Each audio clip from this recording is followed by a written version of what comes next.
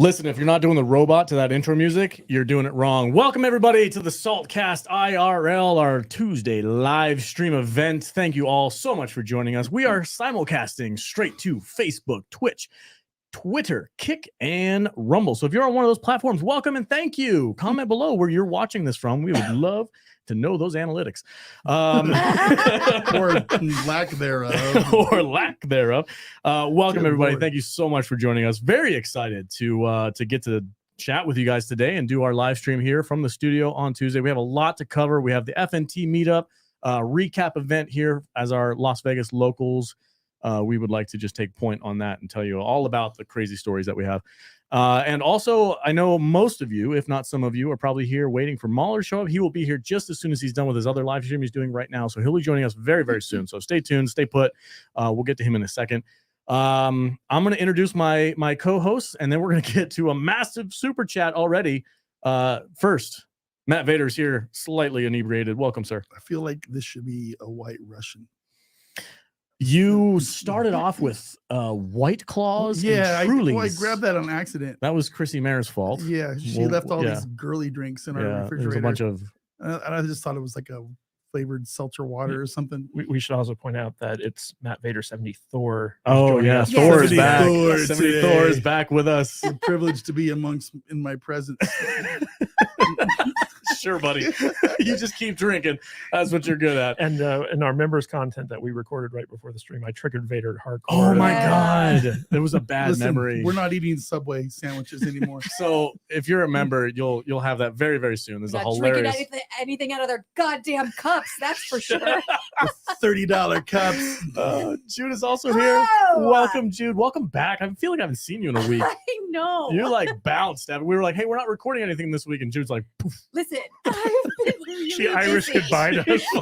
Bounced. It's like, oh, there's people. Nope. I have my own shit going on that doesn't involve you guys. She's like, I don't care about none of y'all. Yeah, I'm out of here. I was like, hey, we're hosting an all-girls podcast called the Simpcast. Do you want to come on? She's like, nope. I was like, Haven't you been on Simcast? No, she was on another one. She was on Toxic Femininity. That's the one. That's right. And of course, the mastermind behind the show, the man who works harder than anybody else that I know. That What's rhymes. the sir That's producer? a poem. That's a poem for Kadish. Matthew Kadish is here. Welcome, sir. Thank you. So there's a chat that I want to highlight here. It says, "Great blonde wig, Vader." It's not a wig. Nope. It's not a wig. That's This actually is why Matt Vader. I say the words and I transform, but I can't tell you the words. I think we put your hammer in storage. Oh no! I think it's in our storage unit. It I need is my in hammer. storage. Yeah. We gotta get that back. How did you put my hammer in storage? You're not supposed to be able to look at it. It was made out of foam. I'm Jude. Are you? I'm Jude. Jude's worthy. That's it. Yeah, she's worthy. She's worthy. I tried both of these drinks today. They're Gay. both gross. One is Gay. less gross. One is less gross. Gay. All right. Hi, everybody. It's gonna be a goofy live stream, guys. It's not gay. I'm a girl. That's a quote from Eurotrip.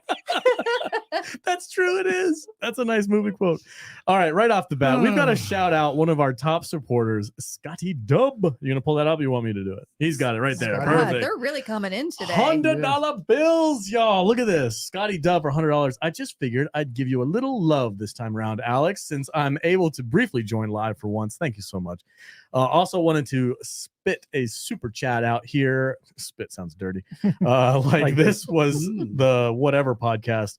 It's almost Star Wars Day, gang. Meh, who cares anymore? That's actually one of the topics we were going to talk about. Yeah, and Star Wars Day. The whatever podcast is that podcast where they get all like the OnlyFans girls on. And Okay. So thank you so much, Scotty. Yes, I do feel a little inadequate when I see all of the massive amount of support that the Saturday show gets. Oh, I feel like I get sorry. my Tuesday show gets like sloppy seconds from everybody. Do you have a little stream envy, buddy? I do have a stream envy. Absolutely. Aw. Yes, Well, absolutely. Scotty has just now secured the top super chat spot for the Saltcast. Yes, We have- Saltcast IRL. We have a So reason to far. start a meter Yeah, on Tuesdays. absolutely. That's gonna happen. Scotty Dub's gonna be somewhere around my head, somewhere floating around.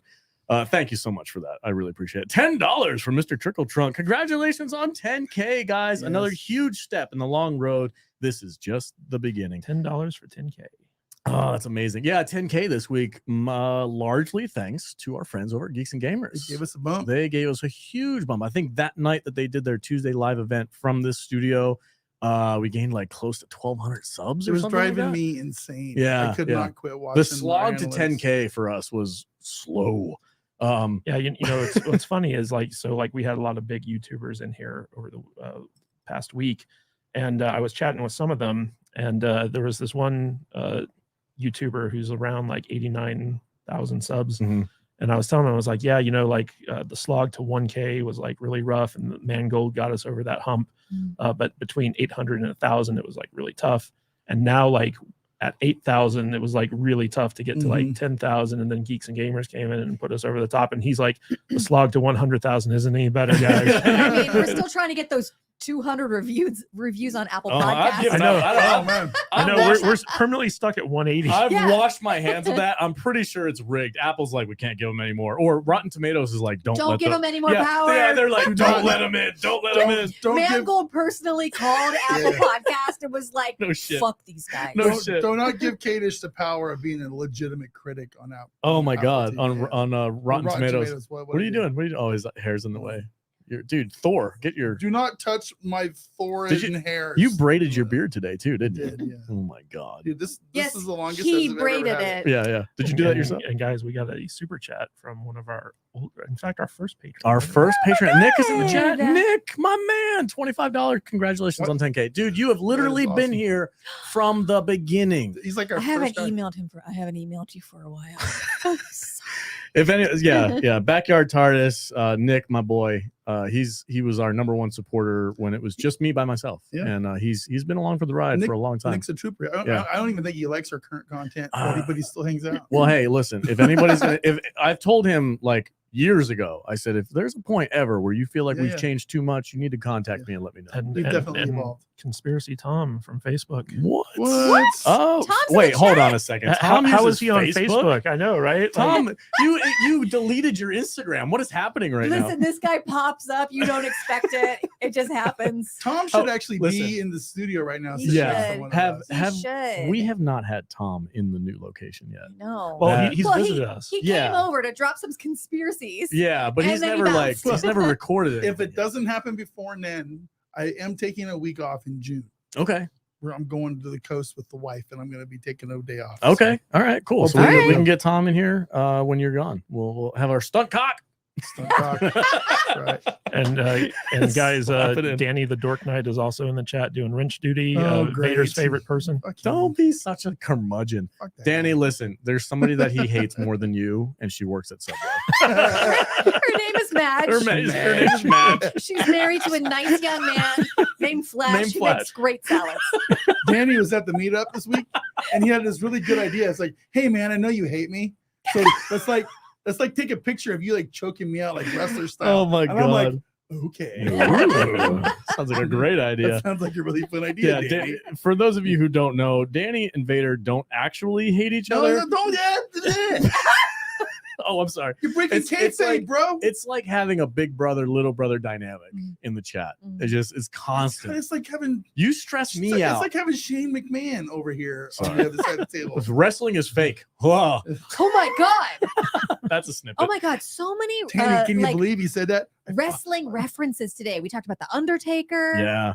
All right, we got some more super chats. Yeah, go for it. $5 from Fluffy Panda. Thank you so much for your generosity. Fluffy Panda is also an old school fan of ours. Maybe if you weren't such a Goonies hater, you'd get more love. Maybe not. If you hate, is it John Wick 4? Okay, it's either John Wick 4 or Jurassic World 4. John Wick 4, you can't spend this $5. Much love to you all. Refund. Does anybody here love John Wick 4? Did anybody? I mean, you said you had a good time with it, right? I mean, it was a bad movie. Okay, but I've never I gotten enjoyed myself. to say my piece about John Wick 4, and I just want to come out and let everyone know I hated it. That's right. I hated it.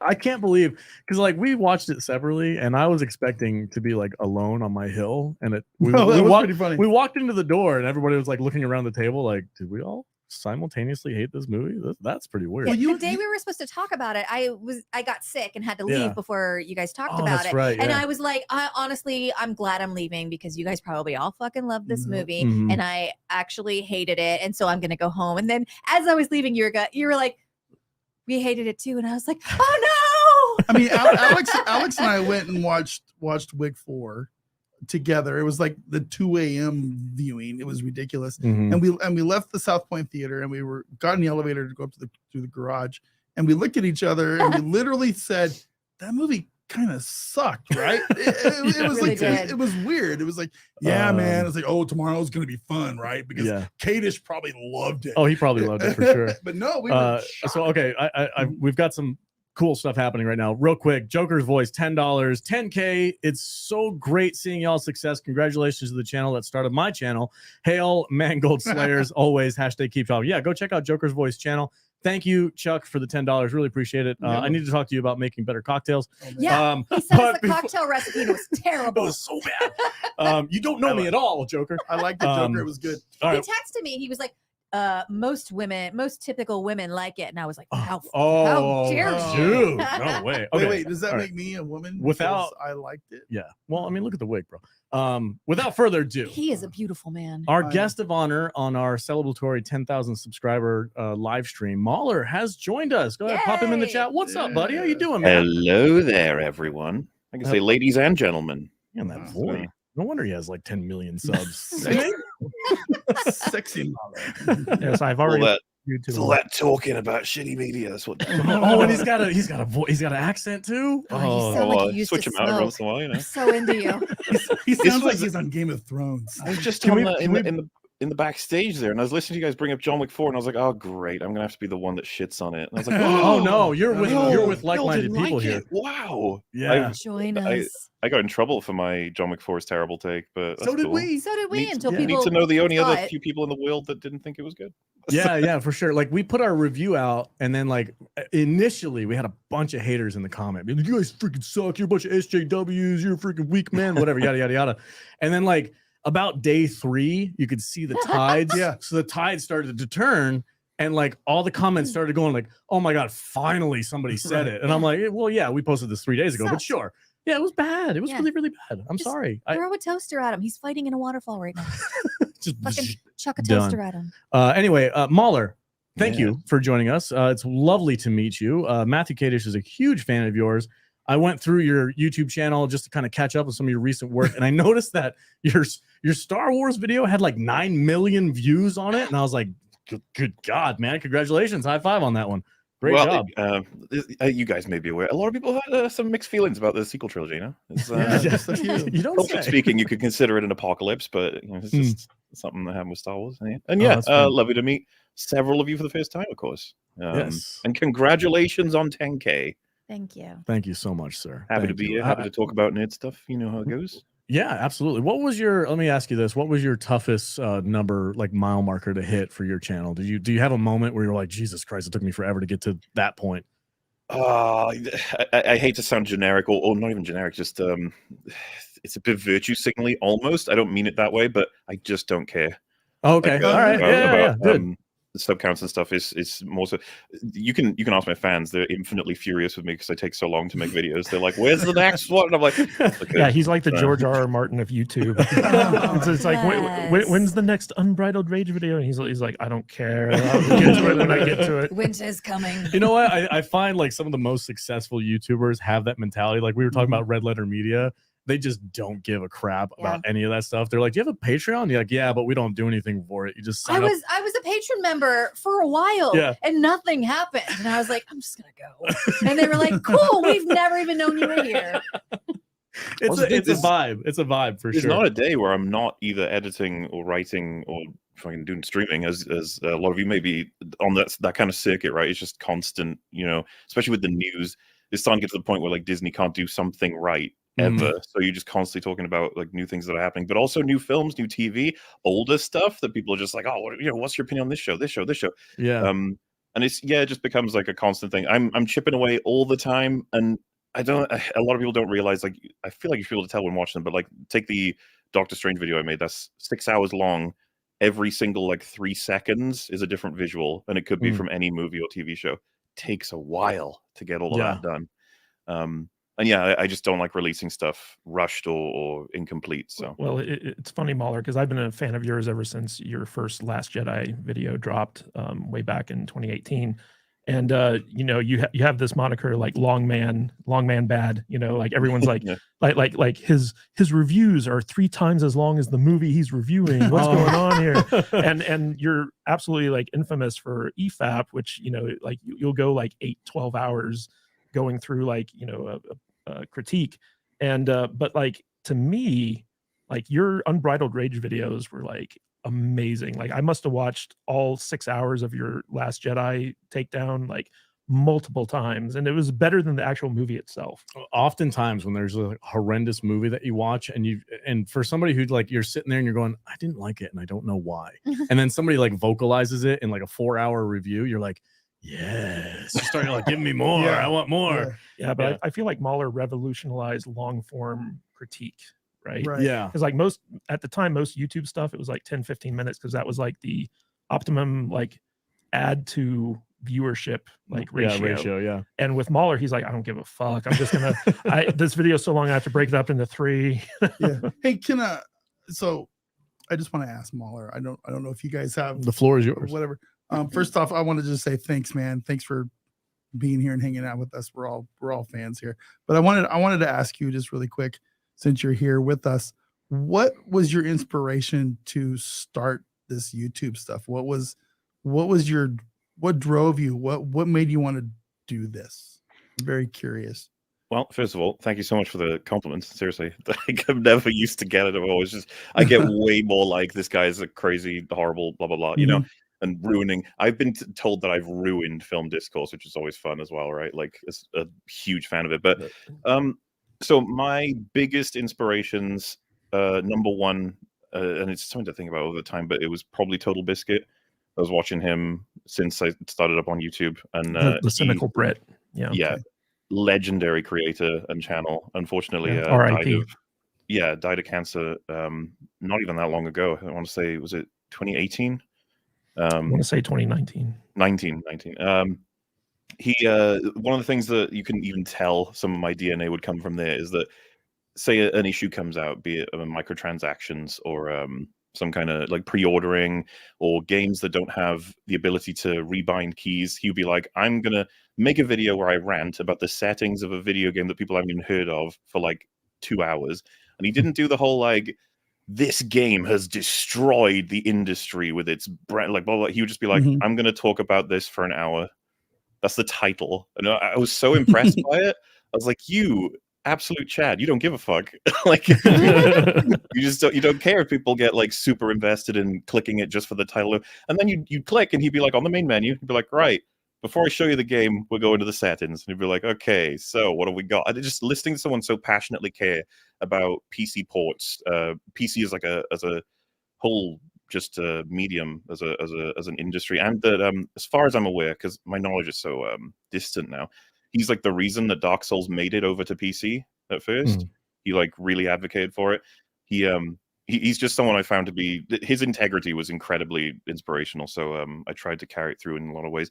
Then you have people like YMS, Red Letter Media, a lot of different film reviewers that didn't do the whole like, here's a film, I thought it was this good, and then the person says, I thought it was not so good, and it's like, all right, see you next week. And it's just like, okay. I liked really when they dig in deep and they talk about character motivations or how a film's constructed or why certain things matter. And yeah, so you got like people talking about film long form. I'm assuming I don't need to explain to you guys, nerdy as fuck, so I like to talk about all the things to do with films, games, etc. And I was having conversations with my friends that would last, hours long. And it's something I put in one of my videos because I was so surprised by it when people are like, how can you spend longer than the movie talking about it? I was like, I could spend an hour talking about a fucking quote. Oh, right. I mean, we sit in this room for upwards of 6 hours some days, just talking about random nerdy stuff and movies and stuff like that. So it's not unheard of for sure. Well, Mauler's the only guy I've ever known that's like, I can be like on my way to work and I can start a video or they're live or whatever. And I'm like, They'll be on when I'm done with my shift. I'll pick it up later. It's fine. And I do want to say that so Mahler has come under attack by people for ruining film discourse, and it's always funny because it's the same people who love The Last Jedi and love Disney, and they're basically just complete brainless shills, and they're like, stop tearing apart logically and systematically the stuff we like. Quit making sense. There was a tweet that I saw yesterday where somebody's like, I'm really thinking about muting these phrases, and it was like Last Jedi awful and Jake Skywalker and all this stuff that I'm like, so you just want to mute the truth then? Yeah, right. You just want to mute what people are Hashtag truth. Yeah, but it's funny because Mahler's YouTube channel, it started off as a video game channel. He did this big long series in defense of Dark Souls. And then when The Last Jedi came out, he released his Last Jedi videos, and those things just blew up on YouTube. And basically that's the thing that kind of brought him to the forefront of the film criticism niche in YouTube. Well, the first ever Salty Nerd podcast that I did, I was with a group of my friends, and we did a commentary on The Last Jedi, audio only. We don't count if they were before us. I know, right? Yeah, we sat down and we just watched the movie and we just recorded ourselves talking about it while we watched it. It was one of our, at the time, one of our most popular episodes. Last Jedi, get 12 views. Probably. Yeah. You only had 2 episodes. It was one of your most popular. It was the most popular episodes with 2 of them. God, why do you guys just dump on me all the time? My God. That only exists in a timeline before us. If it doesn't include them, just it was crap. You don't deserve to think about it. If I'm not in it, I don't care. But what's funny is Mahler, he even got his name from Darth Maul. That's where he that was one of my questions for you. I was wondering where that name came from. Right. So he's an old school Star Wars fan. Yeah. And I think most of us, when he saw The Last Jedi, something in him just broke, and he had to get it out to the public. And when other people saw his critique, because he goes almost frame by frame through the whole movie. Can I dare ask how old Mahler is? Yeah. I'm 29. What? 29. He's younger than me. Baby. I don't. Is that true? I feel old. I don't believe it. I feel so old. I'm calling bullshit. He's 129. His accent makes him sound older. He's than been him. alive for forever, It's the it's none of our business. It's the accent. It makes him sound more mature. Not that you're not mature. I'm just joking. But real quick, I just want to recognize this is the most viewers we've ever had, especially on a Tuesday show for the Saltcast IRL. Wow. 262 people watching right now. Holy cow! Get the hell out of here! I'm not joking. I'm looking at it right now. For Tuesdays. I know Tuesday's like a dead day for me. That's like beating our Saturday numbers. I know. That's dope. really I can't. Excited? Oh yes, I am. It's gonna be a competition. I want to see my show's gonna do better than your show. Speaking of competition, we have a few more super chats. I have them pulled up right here. People have been in competition with the super chats. You guys fight it out. By all means. $5 from E. Clay Thomason. Thank you. Congratulations. By the way, Vader has to drink every time somebody says congratulations. So, there you go. There's one. Cheers. You're out already? All right. Let's get some more. Shout out. Let's do a quick shout out for Shady Mile. Yeah. Since we're drinking their stuff right now. Turn that label around. Go to caskers.com. Get yourself a bottle of Shady Mile. Those folks are super generous. They just keep on sending this stuff. Dude, I think, they're just They also have a vodka, which we killed in one day. Immediately. Took one episode for us to drink that bottle. We drank up to here.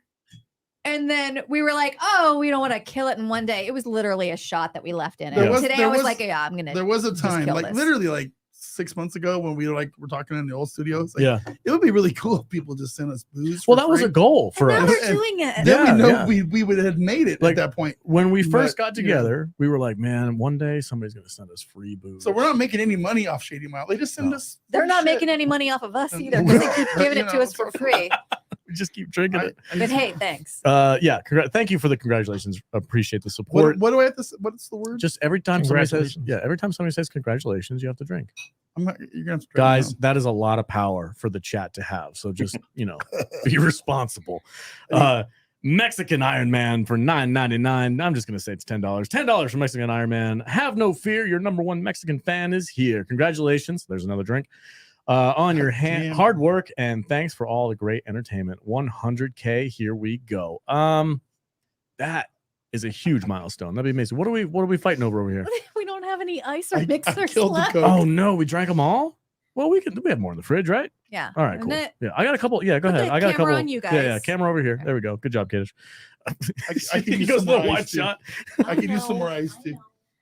Oh, thank you guys so much for your support. Mahler's all like, what the hell am I watching? Oh my god, Mahler's like, these guys are freaking crazy. Hey, I was like, what type of like podcast? I know it is so good. Yeah, yeah. He's like, what kind of like shit show did I walk into? Oh, man. Kind of amateur hour. One of these days, I hope you come to the States and come visit Like Vegas. he's regularly on with like Gary and Nerdrotic. no. And Oh, he's we're like, fine, why am I man. Yeah, why am we're I good. slumming with these guys? We're Yeah, good. yeah, we should be Critical good, drinker.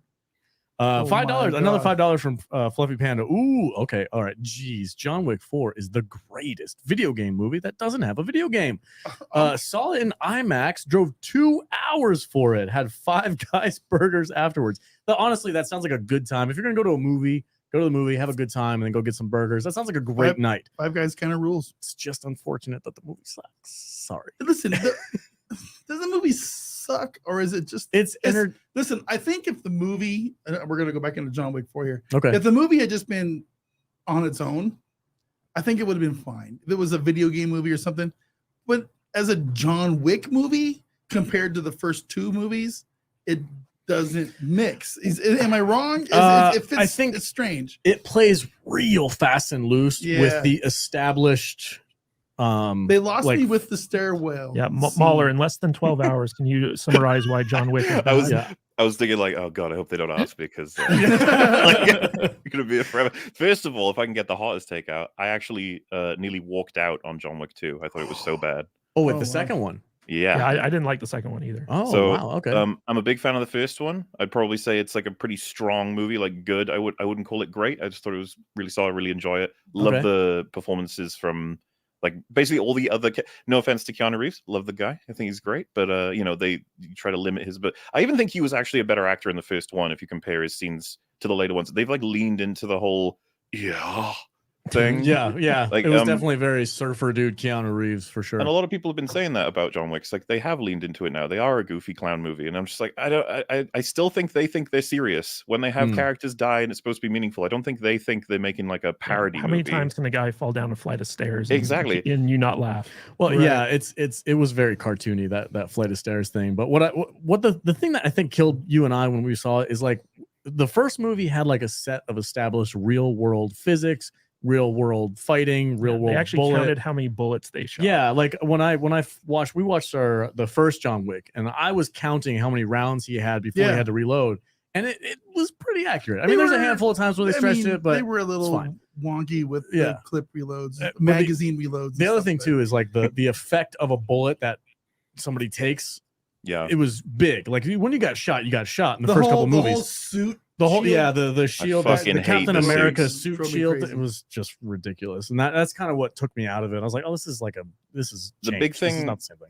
Big thing for me with John Wick was I was convinced it wasn't like perfect, but I was convinced after the first movie that I was watching someone who was fucking good at the job. Mhm. In 2, 3, 4, I feel like I'm watching a guy who's lucky.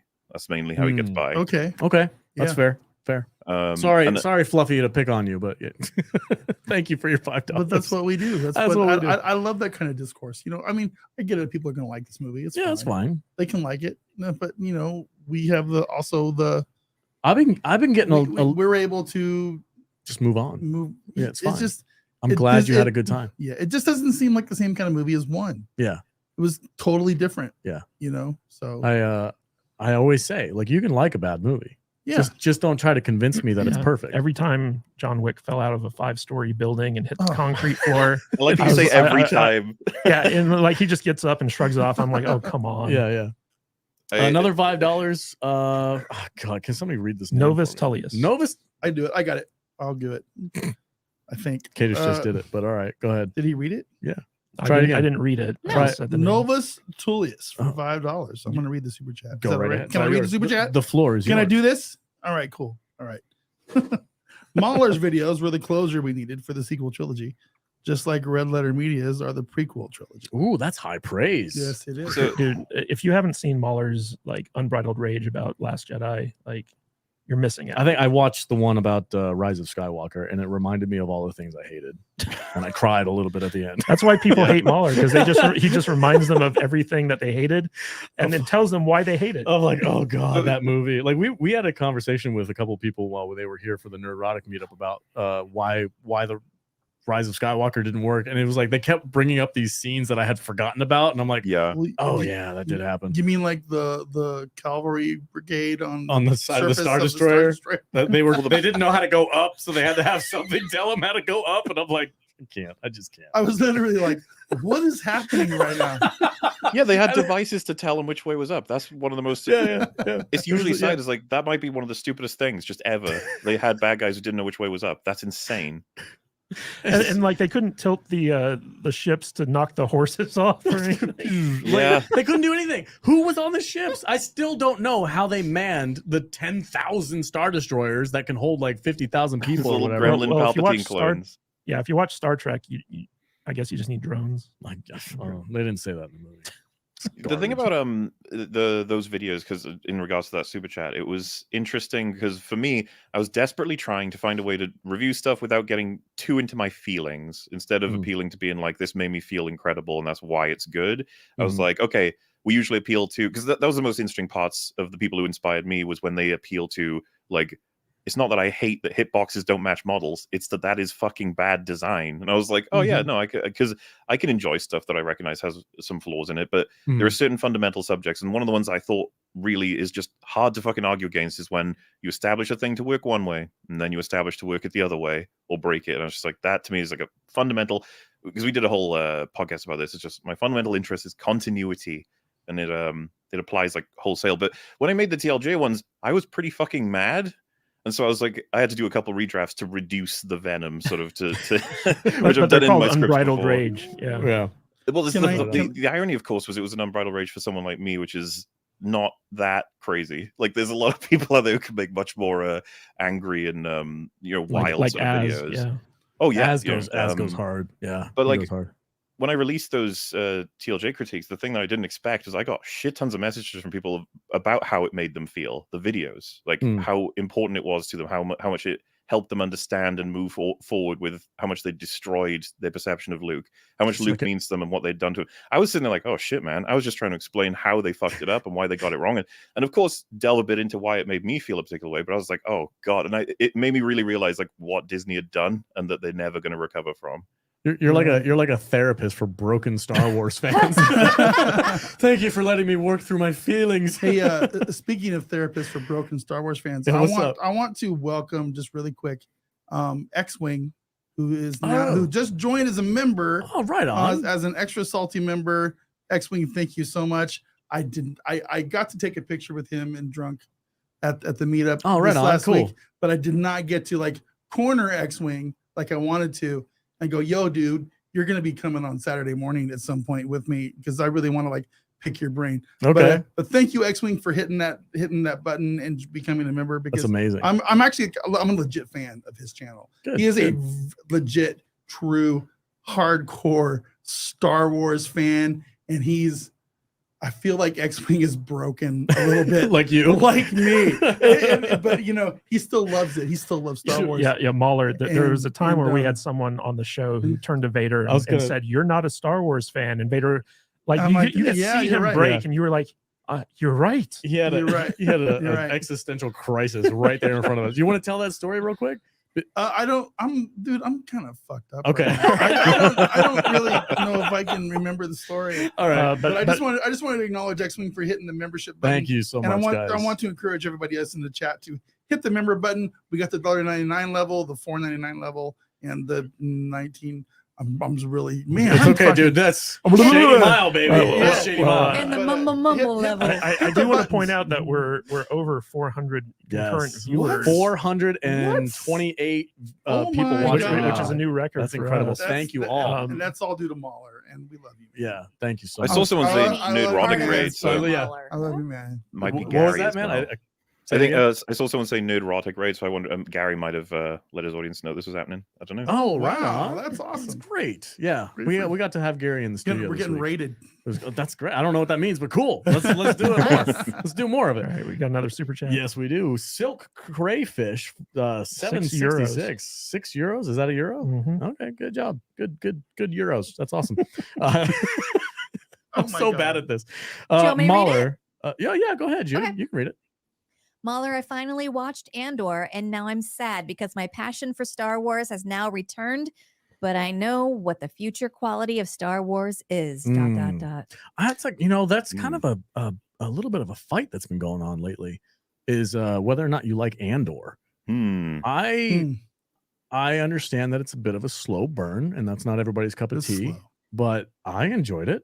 I thought that monologue that what's like the Skarsgård's name, the actor Stellan Skarsgård, dude, that monologue he had on like the little platform right in front of the elevator was like that was prime. I really felt that. I liked that monologue. But I enjoyed Andor. It wasn't perfect. It was a bit slow, which I admit is fine. If that's a critique of yours, that's okay. But I had a good time with it. What were your thoughts on that, Mahler? I watched the first 3 and thought, you know what, some potential here. It's a little bit, as I mentioned, slow burns. Like, I'm seeing this is not, because I was obviously coming off of Kenobi and Boba Fett, which, good God, like, Oh God, yeah, actual crimes. But the sort of Andor, I was like, oh, so this is done with a very different team, very different approach, very different like work ethic and writing goals. But I just, I don't know what was happening around then. I'd have to go and look back, but I just saw some other stuff, had some other stuff to do, and I just didn't carry on watching it. And then, I get fans saying every once in a while, like, you should seriously keep watching Andor. You should, like, it's, and I was like, maybe I'll get around to it. I don't know. And then I think Drinker put out a video recommending it. And I was like, oh, fuck, okay. And, I got some friends together. We watched it, and I was like, oh, shit, that was good. That was actually good. When I was completing the sort of prison arc, I was like, man, seeing that image of the facility that looks like the Empire, like cog, and seeing the prisoners escape it, making it look like it's bleeding, I was like, shit, an artist made this. Okay. I was like, because you don't get that in a lot of Disney Star Wars. And I was like, oh, fuck, I have to take this seriously. That's Tony Gilroy, right? Is that the guy who wrote that show? That's the showrunner, yeah. And so I did a rewatch, and then we did a EFAP breakdown of it, because I was like, you know what, this deserves to be recommended. This is straightforward as that. We're very simple on EFAP. We don't try to go with the sort of meta arguments or consequentialist arguments of like what can happen if we were to encourage in any form Disney Star Wars. We'd rather say this is what it is. See it because it's good or because it's bad. There's a lot of conversation about that these days, right? Whether or not you should recommend good content coming from quote unquote bad people or bad producing ethics. But yeah, as far as we were concerned, we encourage Andor. We discourage. I don't know if this is a hot take here, but we don't like Mando at all. Yeah. Well, season 3, that's on par with Boba Fett as far as I'm concerned. Season 3 was awful. I've always told people when they watch a Salty Nerd Show, when they watch one of our live streams or whatever, it's like I don't really give too many shits about all the extraneous stuff. But when it comes to the product, when it comes to the stuff that we get on the screen, we're just going to be honest about it. If it sucks, we're going to tell you. If we don't like it, we're going to be completely honest. If it's good, we'll tell you. We will absolutely be 100% honest with you and tell you that it's good. And that's a problem sometimes. Well, because sometimes we're also not the assholes that are like, oh, I didn't like it, therefore I need to destroy you. Right. We're just like, oh, we didn't like it, but here's why. Yeah. I mean, Picard season 3, perfect example, right? Right. Yeah. It's like Gary liked Picard season 3. Gary got a lot of shit. Well, Nerdrotic got a lot of shit for liking that show. His freaking tweet was perfect, though. I'd rather kill my channel than lie to you. Right. That's exactly that's how we feel. Yeah. Right. So, I mean, we're just going to be honest with you. I mean, if we think something's bad, it wasn't easy us telling everybody that John Wick 4. I was not going in expecting that. I wasn't expecting it to be bad. Yeah, I was expecting to love it. But it's the same thing. It's just be honest, and I hope people can appreciate that people are honest in our world. You know what we also appreciate is the Astro Nerd Boy Oh my who God. not to be outdone by Scotty Dove, decided to drop a hundo. Look at that. Wow. You guys Astro, are crazy. Dude, you're Welcome to- amazing. I like you. Welcome to Saturday But morning. you're yeah, crazy. yeah. I like you, but you're nuts. Astro is a huge supporter of us, and he's super active in our Discord server. Yeah, server. I was going to say community. Same thing. Cult. Fine. Saltinerdiscord.com. If you guys want to join up, we have now we have officially 500 people watching. What? Oh my God. Wow. Thank you that's for crazy. Stop allowing acting like that's a big deal for us. Act like that's normal. 500. Come Yeah, on, play guys. it cool, Alex. Yeah, Play be it cool. Don't Be forget- cool. Be don't- cool. cool, We've been here before. Cool. Don't forget to hit the thumbs up. Read the super chat. Okay, sorry. Yeah, Astro Boy. $100. Sorry, I'm late. Insane day at work. He works very hard. How dare you? But 2 thank you for a.m. being He's here. texting me that I was working. Glad to see you here, Mahler. Anyways, congratulations Hello. on 10.5. Are we at 10.5? 10.5? Yes, we are. Wow. Oh my God. That's amazing. 10,005. We Astro. literally heard it here first. Yeah. Thank you for breaking that news to us. That's how closely we pay attention to how many subs we have.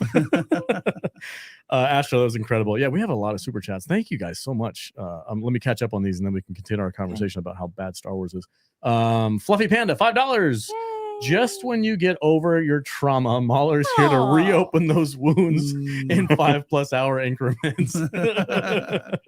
Well, part of it, of course, because I assume you guys are the same way, is you want to be honest about it. You want to Right. dissect it in the Mhm. way that you believe it is what it is, but you also want to be entertaining about it. I'm trying to Yeah. be like, we're all having a conversation, so it's entertaining enough on that regard, but try and add in some jokes, try and notice some Yeah. connections maybe other people haven't, and maybe try Well, and play that's- off some fun jokes with it. It's kind of what we try to recreate when we're in a room together. Mhm. Like if we hate a movie, we're not just going to be sitting here and being angry at each other. Like, No. oh, this freaking movie sucks so bad, Jude. I And- love I'm it. gonna cancel you. No, it was like, dude, did you feel the same way I did about that? And then And sometimes if you didn't, also, Yeah, you're wrong. we're gonna talk shit, You're wrong. but we're gonna have a drink and we're gonna leave and go get lunch afterwards. It's like it's the Yeah. old school nerd stuff that we miss. That like we Yeah. don't have to hate each other just because we disagree on a movie. It doesn't matter. It's a Listen, movie. man, the best man at my wedding, me and him disagree on literally everything when it comes to nerds, Mhm. but I still love that guy. Yeah. And it's just, it is what it is. People should be able to have a discourse with each other and be able to still love each other at the other side. So it's fine. Yeah, and I mean, we're four people who almost never agree on stuff. Jude, When we Jude- do, we're like, "Oh, is this It's happening?" amazing when we all four agree. Jude and Matt have terrible taste in movies. High five, buddy. They're the worst fucking movies in the world. I mean, we talked about it earlier today. Look at Jude's look. She Made me watch a movie about a pair of killer pants that killed each other. It's People. called slacks. It's Yeah. the worst thing in the world. During the members only section, Vader was like, will you go see this movie with me? And I was like, yes, because I want to see it. And also because I am your friend and I will go with you. And now Oh. he's like in the public area. He's like, I want to see. shit's terrible. I wanna taste in see- movies, the worst taste. I have the best taste Listen. in movies. I want to see Mahler do 12 hours on Killer Sofa. I don't know if that's possible. Challenge Yeah. Mahler to that. Yeah, one. can we challenge Listen. Mahler in the chat? Well, I think I to do will just join you. That movie is a fucking masterpiece. How dare you? I Can had we a get challenge bit of- from Jeremy from Geeks and Gamers. He said, I got to make, if I hit 1 million, I've got to make either an unbridled praise or rage on High School Musical. Oh, no. I was thinking man. praise. Dude, Jeremy with his bets. Somebody's got to stop him. He's like Bill from Warriors. But Well, he became a gambler out here last time. Like he never used to gamble, and then like he played a slot Well, machine. Now he's dropping bets left and right. But it's like it starts off innocently enough. It's like, hey man, if you lose this bet, you have to eat pineapple on pizza, right? Well, that's and then, good. And then, it, Pineapple on mo- pizza's and then good. it progresses to the point where he's like, suck a dick on stream. And it's like, oh my god. Yeah. Speaking of Swallow your own sperm. yeah, speaking of sucking dicks on stream, we got a $10 super chat from the Joker's voice. That was so mean to Chuck. So mean. He Yeah, knows what he $10. did. Go ahead. Joker's voice. Who wants to read it? I'll read it. Okay. I gotta go back to sleep, but wanted to catch you folks. Love you. One, Keanu Reeves isn't an actor. That's a hot take. Oh, He's a movie star. Oh, okay. That's Okay, fair. that's fine. And two, my drinks is loved by strippers all over Vegas. Okay, buddy, this is the wrong crowd for us. yeah. those- He texted me that, and I was like, that makes sense because it tastes kind of like a condom. Listen, that's weird because this is for context. Joker sent us in. Joker is a bartender Yeah. at a bar here in Las Vegas, It's called Noreen's. I'm not going to feel bad about doxing him. Go see him. He'll love it. Tip him heavily. Tip him heavily. Yeah. And it's like it's a dive it's bar. A local. It's a Don't local go bar. in there being like, I would like a no. But he sent us a drink, and he wanted it to be the official Salty Nerd podcast drink. And it's not. But these guys liked it or hated it, but I kind of liked it. Well, because you had And 3. I don't know what that says about me. Finish them. Yeah, me and Jude were like, I'm not gonna finish this. You want it? And I'm like, I'll drink anything. Vader's over here drinking a stripper drink. I have a problem with wasting booze. Also started drinking a White Claw at one point today, and then he started getting really offended at shit randomly. He turned into a Karen with a blonde wig. Yeah, and this was before the Joker drink, so White Claw's turning into a Karen. I don't know. Don't drink White Claws, people. What's the connection? Yeah, Matt Karen 74 over here. Karen, yes. Stop it. God, you son of a bitch. Do you believe they tried to charge me for cups? He's so pretty though. Yeah, we don't need to get into that. Speaking of being charged. Yeah. All right. $5 from Nerdgenics. Is that like a Gen X thing? Like you were born in the 70s? Good for you. I don't know if that's true or not. $5. Thank you so much for your generosity. In the Last Jedi series, Mauler's piece on objectivity versus subjectivity in media criticism is exactly what made me realize I needed to start creating content. Well, that's great, man. You inspired somebody. What are your thoughts on that, Mahler? that I would redraft that to death is what would happen if I was to do it again today. Like the amount of people I pissed off with that one because I just didn't. It's the kind of thing where you can never predict how people are going to interpret the way that you're trying to say something. And I'll never be able to convince the people who really hate me that the fundamental goal I have is just that we understand each other. That's all I want. So typically speaking, right, you have a conversation where you're like, okay, Holder's maneuver completely fucks up space battles. And they go, no, it doesn't, because it's a very big ship. And you're like, well, okay, but you can just make big ships. And are you saying like if it was a small ship that it would do like half the damage? Because even then, that's still worth it, isn't it? And then they're like, what? It's a tech that she discovered recently. You're like, okay, so it ruins battles going forward. And that sounds pretty fucking convenient, doesn't it? And then they're like, well, okay. No, it was 1 in a million if they actually try and run with the fucking JJ excuse. You'd be like, 1 in a million? So she did it accidentally? Like, what are you saying? And they're like, and I'm just like, look, you don't need to keep coping. Just say it fucks things up and move on. You don't have to lose a piece of your identity. You don't have to concede every other argument. Just go. Mahler, there was a time, probably in like late 2018, where like that was like the big debate where it was like objective criticism versus subjective criticism, and everyone was always like, well, you can't objectively like critique a movie because it's all about your perception and your enjoyment of the movie.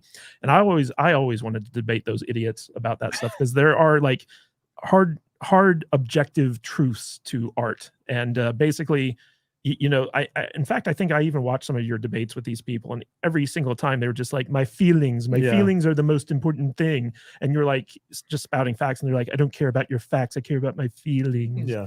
One of the things that made me friends with Kadish was when he broke something down, it was so clinical and surgical. I was like, I like this guy. Like, because there was no like emotion whatsoever in it. He was just like, this is bad because, and here's the writing like rule of thumb that we try not to break when writing stories and stuff like that. I'm like, I appreciated that because I wanted to educate myself on how to properly look at a movie, and I love movies, so I love looking at them. I still don't know how to properly look at a movie. No, but you're drunk all the time, so it's fine. It's okay. It was only on Tuesdays. Only on Tuesdays. I only drink on Tuesdays. We need to make that a shirt. Speaking of which, Mr. Trickle Trunk, what's up, bro? For a Canadian $5.50. Thanks for the extra 50 cents. That actually makes up. No, the $5.50, the 50 cents makes up for. That's like 12 cents, right? Yeah, something. I don't know. It's Canadian. Canadian. Call Trudeau. Ask him. I don't fucking care.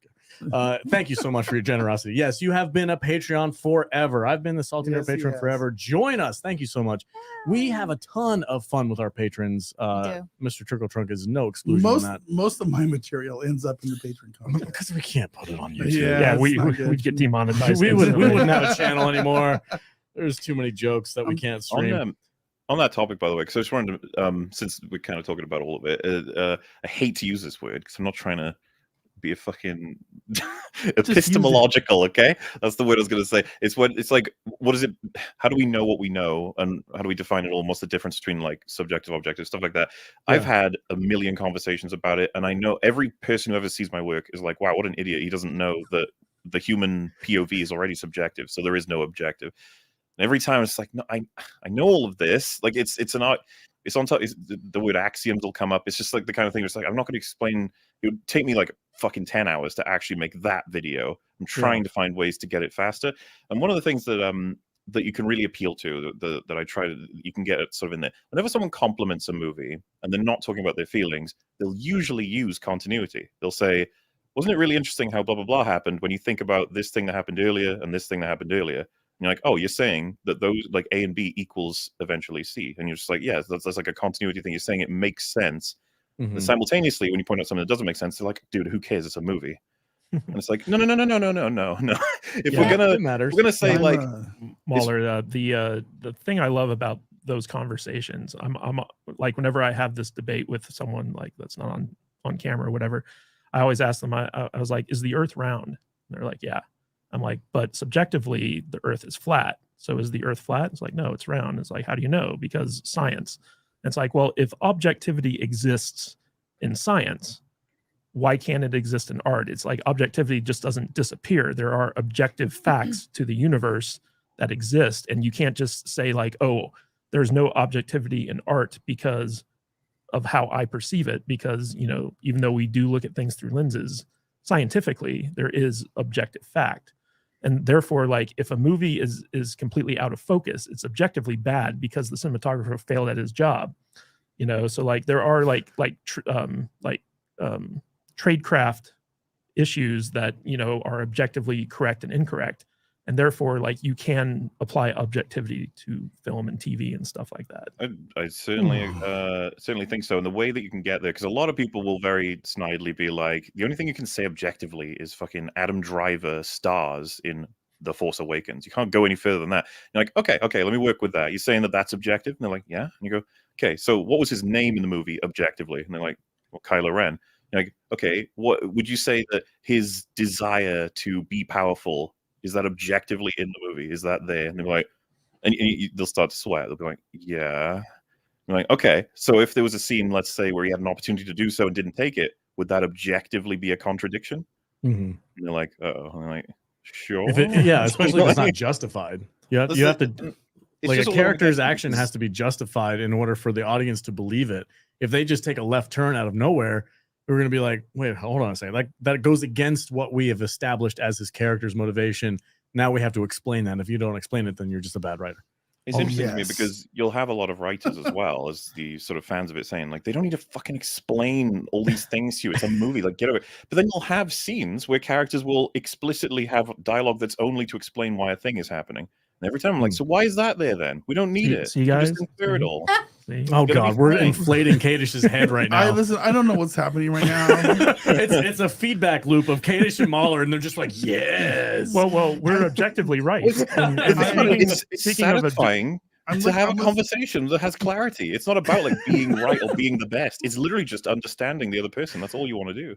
Yeah. Listen, I honestly, to God, I don't know what's happening right now. 600 people because watching we're right now. 600 people in our chat. That's great. That's and nuts. These super chats are coming in, and I am blasted. And I don't know what's happening. Let's bring one of them in. You need to like read some of these. Listen, we're gonna pull one up. Thank you. $20 from Shake. From Hunger Team. Oh, that's a TV show reference. Love to see. I understood that reference. I got that one after I read it really slowly. Love to see the long man on a different stream. Well, thank you for joining us, Mahler. Thank you for bringing your amazing audience over here and a super generous audience at that. Thank you so much, sir. I want to thank you for the invite. I'm going to let you real quick. I just wanted to thank everybody that's here on the channel. If you're new to the Salty Nerd podcast, we get a little toasted on Tuesdays. So if you're not used to this, welcome to the party. Grab your favorite beverage, drink responsibly. This is what we do, man. We have welcome to the party. Come out to the coast. We'll have a blast. It's gonna be a good time. We have a Kentucky bourbon company that sends us alcohol for free, and we abuse them. We abuse the shit out of them. Say thank you. Thank you to Shane. And We So, accept. welcome to the party, folks. Thank you so much. If you Can I read haven't this already, one? hit the thumbs Yeah, up. go ahead. Let me read this one. Yeah, go ahead. From Whiskey Jack. He's one of our longtime supporters. Mhm. I Yeah. talk to him all the time in our Discord. It's awesome. saltynerdiscord.com. Grats on 10K, folks. Man, I'm really drunk. Grats on 10K, folks. Difference in salt, butt boy. Oh, What does that mean? Do you remember that time when they Butt were boy. like, let's He talk said about he said I But- looked nice in the comments Oh, today. that's- You do like Thanks. this. Could you always Thanks. butt boy? Butt Boy's a reference. You'll have to go back. I'm No, blanking on butt boy. we reviewed a movie called Butt Boy, and you guys refused to let me Oh, talk about it. yeah. Yeah, I was That like, was I'm your not, thing. not doing it.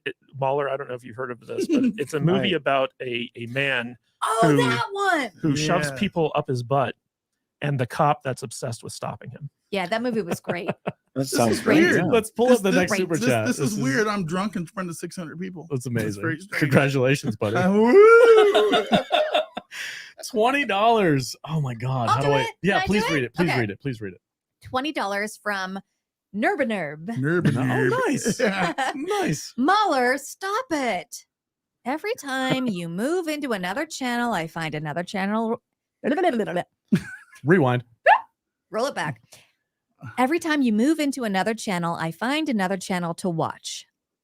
I've only go so many hours a day. Salty nerd, I like what I see. And congratulations on the 10K. Cheers. Thank you Thank so you. much. Cheers. Thank you so all around. much. Oh, you drank it. Cheers. Cheers. Let me have I got some. you. Oh, I didn't Alright. clink. Oh, I can't clink with an empty Clink. glass. I can't. Wait, That's bad say luck. it. Give me. all the- You know what? I'm going to white claw you. Jeez. Okay. Oh, God. It's a punishment. All right. Cheers. Boom. Okay. Boom. Click, Thank you all right. for 10K. Appreciate it, guys. Welcome. Listen, Alex is losing his mind because God, there's- that's there's- trash. there's, That is- So bad. Who drinks there's- I don't know. Chrissy Mayer, apparently. That is not a beverage. Listen, guys, White Claw is not real. That's terrible. All right. I'm gonna pass out. Uh, It's literally how Can I they have a get co- you. we have to keep going. We have so many to catch up with. I got a super chat I want to read. No Okay. Money G for $10. No Money Congrats on the G. 10K, guys. No Money G. It was a pleasure meeting you out here at our private screening Wait, what? for Robert Meyer Burnett's thing. Mm. Oh, yeah. Yeah, you're awesome. Thank you so much for coming out. We really appreciated meeting you, and Yeah. we appreciate you guys tuning into the channel. When we catch up with the super chats, we need to talk about the FNT meetup and discuss what Yes. happened over the weekend. So we let's, got a lot of stuff to do. we got 2 more to go. So let's do this. Okay. Well, Let's see. Stop giving us money. Just No, don't. no. What are you Kidding. doing, Jude? What are you doing? Jude's new here. No. It's called reverse psychology. Fired. guys. She's fired. Vader's losing his wig. I'm doing my woman's wiles. Mr. Trickle Trunk for $2.20 Canadian. Vader, do us all a favor What? and never change. I'll never change. That's amazing. Why would I do that? That's such a great What? compliment. Thank you I so love much. you guys. You guys are all cool. 52 movies a year. Congratulations. There's another one on 9,998 awesome followers and 2 simps. Oh, we have simps? He's referring to Scotty Dub and Astro Nerd Boy. Oh, hey, if you're going to simp for me. I'm cute. No, What are you guys doing over there? They're our channel superstars. Okay, those guys are a little toasted. Let's keep the camera on me. She just poked me in the eyeball. Oh my god. Okay. Okay, so FNT. Let's talk about that. So we had an idea last year, we as a group, and Yes, we Kadish did. made it happen. He turned it into a reality. We were like, hey man, what if we started a podcast studio? And we were all like, that sounds like a great idea. Let's do it. So we made it happen. We built the studio together with mostly 99% of Kadish's brain power and 10% of my muscle. And we built this place. Hey, and we I went- was here too. a little bit. You painted once. What? And He did paint once. that's what I mean. So we offered our services. You said it wrong. You painted once. Good job, buddy. We offered our I- services and our location I here hate to you, man. some of our friends, and it was a stellar weekend. We were busier than we've ever been hosting and producing and doing all kinds of stuff. So, Kadish, talk a little bit about that. And Mahler, if you plan on coming out to Vegas, the studio is yours, sir. Of course. Absolutely. Yeah, so basically, for like the past year, like last year, we had been saying like, you know what, we need to do our own thing out here and get out of my what do you call it? Your living room? my living room, Your yeah. den. Our dining room. yeah. Oh, it's my gym now. Nice. I use it all the time. Yeah, and so we decided to basically start a YouTube/podcast studio that we could not only use for our own stuff, but also for other people's stuff. And this was like the first trial run of having other people besides us coming in the studio, and we were afraid that our computer was going to crash and that like everyone was going to hate us, and it was like too small of a space. But everyone really seemed to enjoy it, and made some great live streams out here, and had some good times. Yeah, I was able to produce Geeks and Gamers Tuesday Night Live, and I only messed up once. So like I'm sitting in the producer's chair over there, and I'm doing the camera switching and stuff like that. And Ryan Kinnell's like sitting at Kadish's spot, and he leans over to me, takes his headphones off. I'm like, "What's up, man?" He's like, "Hey, if I do this trailer reaction, do I have to share the audio?" And I'm like, "Nah, you're good." Like I never had to do that before, and so live in front of hundreds of people, he's like playing this trailer, and because they're all looking at the screen that's right here on the side of us for the group shot, they weren't looking at the chat, or they weren't looking at their phone. So like everybody in the chat was like, "There's no audio." Like, "Hey guys, there's people were super chatting them. There's no audio." And like after the trailer's done, they look back and they were like, they all four of them, it was Drunk 3PO, freaking Beardo, and then Jeremy and Ryan. They all simultaneously looked over at me, and I'm just like, they're like, "What the hell, man?" And I'm like, "Sorry, dude." But I mean, like, they should know on StreamYards that you got to click the little share audio. Well, I didn't know that. I thought we were good. But anyway, it went really well, and those guys were super nice. We had a great time. They were like the first really, really big show that we had for like the FNT people coming here. Gary showed up. That was really cool. Gary was super nice. He graciously sat in Jude's seat. He did. Did he mess with your seat, Jude? I'm not going to say he ruined it, but I'm going to say he wasn't the only one in my seat over the last week. But when I got into my seat today, it was different. It was just different. Really quick, I hate to derail, but no, go ahead. There are 3 super chats I want to get to real quick because they have to do with Mahler. Good. So Nerdgenics for $5. To Mahler's point, setup plus payoff equals emotional weight and stakes. JJ, look at the pretty lights. RJ, drown in your feelings. Art, am I right? Yeah. It's actually like kind of sad sometimes when how simple it is to. I was talking with a friend about this the other day, because we were trying to argue, is comedy or drama harder to do, and at its best, which one's harder to do and stuff. And we pretty much conceded like drama at its lowest levels is some of the easiest shit, man. But like they can't get it right to save their lives. It's like why do we care when, I don't know, fucking the character loses their father in a way that he sacrificed himself? It's like, just make sure to show that they love each other early on, that the dad is like, a caring person, and that the zombies, they're coming in or whatever, the door's breaking and he has to stay there. I'm thinking about Train to Busan right now, basically. But I love that movie. I cried at the end of that movie. It's fucking good. And it's so good. Sometimes, like some of it, when you really break it down, it's just as simple as like a person doing something good for someone they care about, and we knew that ahead of time. We know that they're a good person. We know that they care about them, and then they do something. It's just like, there you go, done and dusted. The great films are oftentimes it's a little bit more complicated. There's a lot more stuff that's done, micro expressions and micro interactions with everything perfectly crafted. And then of course in comes the acting, the sets designs, the soundtrack. But that's kind of what my mission, if it was anything on YouTube, was about. I was trying to argue, like, if you get that fundamental writing right, you're pretty much set. You're good to go as long as you get that right. It's like the rest. You can have really bad CG, and even you can kind of sometimes have bad acting and get away with it if your script is really fucking solid. And it's like the foundation of all of storytelling, and it needs to be taken more seriously. This whole writing strike thing that's happening is fascinating to me, because I'm just like, what exactly have Hollywood lost? You guys striking? I don't know. Yeah. So we also have from the Astro Nerd Boy $10. I think the Tuesday live stream should be called Toasted Tuesday Fun Day. That's a nice nickname, but I really like Saltcast IRL, so I think we're gonna stick with that. But thank you for the $10, Astro. I really appreciate it. And then this is another one for Mahler from Lily von Stupp for £4.99. Has Mahler heard of the film Glorious, and could Jude please give a small synopsis? Jude, I have not heard of this. Jude's synopsis. You're gonna like this. You haven't heard of it? I don't think so. Go ahead. Okay. Glorious. What is this? Have you? I know I've talked to you about this. Probably. Okay. Have you seen True Blood, Mr. Mahler? I know of it though. Okay. So Sookie's brother, Jason Stackhouse, is the main character in this. After a breakup, Jason Stackhouse ends up in a remote rest stop. He finds himself locked inside of a bathroom stall with a mysterious figure speaking from an Yeah, I've just reminded. Speaking from a glory hole. Yeah, Jesus Oh, Christ. J.K. Simmons, right? Yeah, J.K. Simmons. Yeah.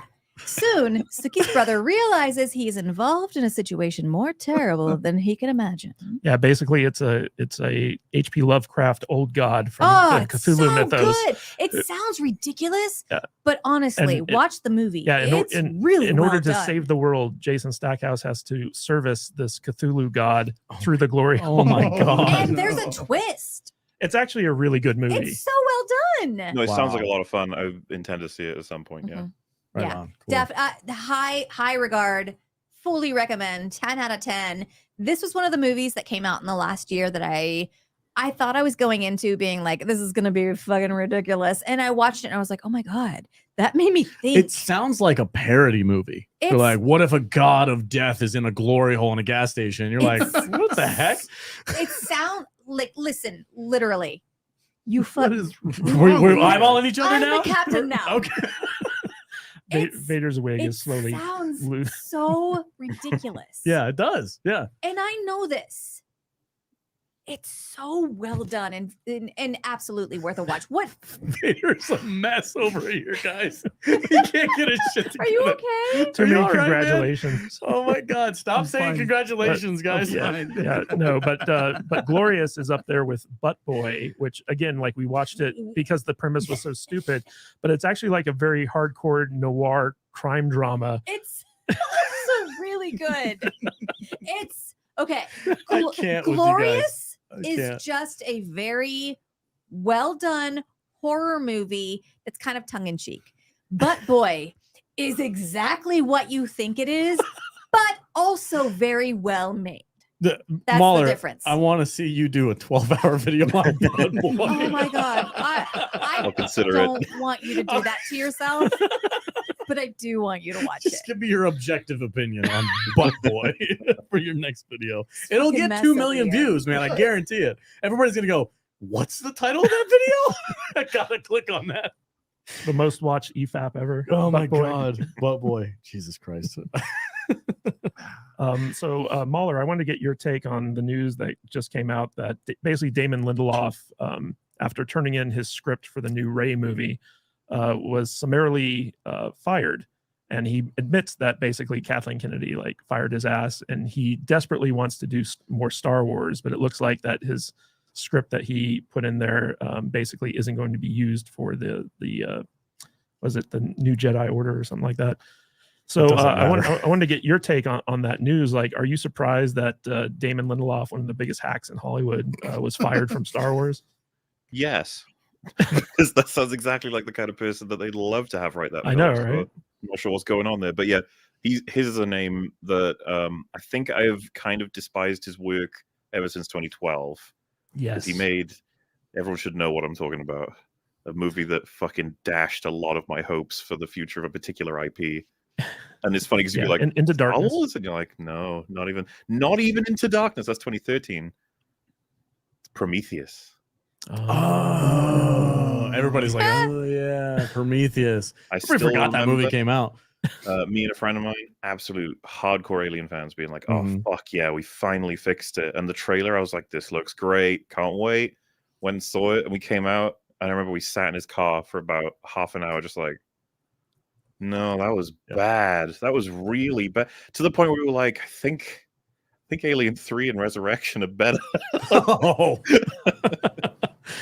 I remember watching that movie, and I would love to get your take on this because I always have a problem when they create movies that are supposed to be prequels to a beloved franchise that came out in like the 70s or 80s or whatever. When you know, filmmaking technology was limited, so they had to work with what they had. So like the Nostromo has like the old school like Mac, you know, the first Mac computer ever for their computers and stuff like that. It has an aesthetic, it has a feel to it. And if you've ever played Alien Isolation, the video game, like they mimic that almost perfectly. Like it has that vibe to it. And then when Prometheus comes out, and it's supposed to take place like years and years and years ahead of the first movie, and everything's like holograms and like the super high tech technology. I feel like that takes me immediately out of the world that I'm supposed to be diving into. I hate it when they do that with these prequels. What's your thought on this?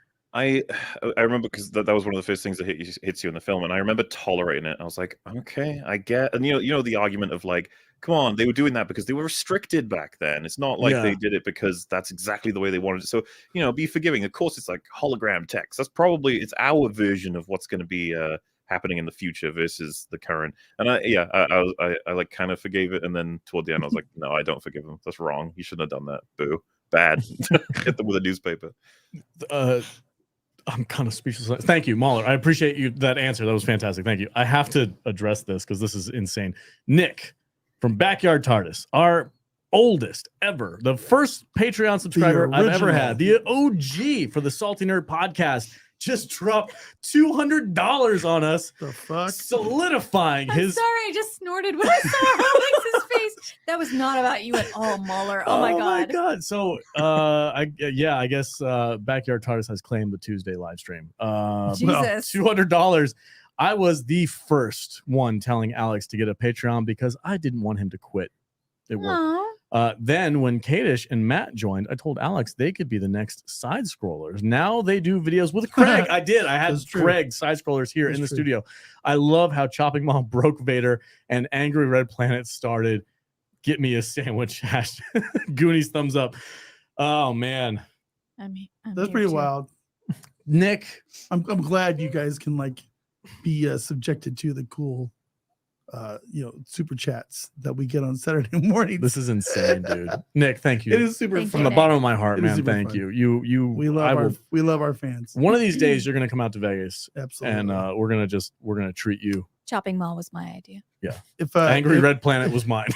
If you don't know Nick, follow his channel because he has some really fun videos on the adventures of locksmiths. That's true. That you would not think would ever be like interesting, but holy shit, some real life he gets some weird stuff. He has the best stories. This is some HGTV like dark shit that happens on his channel. Like go watch Adventures in Locksmithing. Follow Nick here at Backyard TARDIS. HGTV. It's like seriously, it's like HGTV after midnight. But like he has these stories that he has as a locksmith. That's his profession. He goes to these houses. I had to go kick this crackhead out of his apartment. Dude, and they had like 12 kids. Yeah. And 13 pets, and they like had locks on every single door. Two meth heads were sharing an apartment.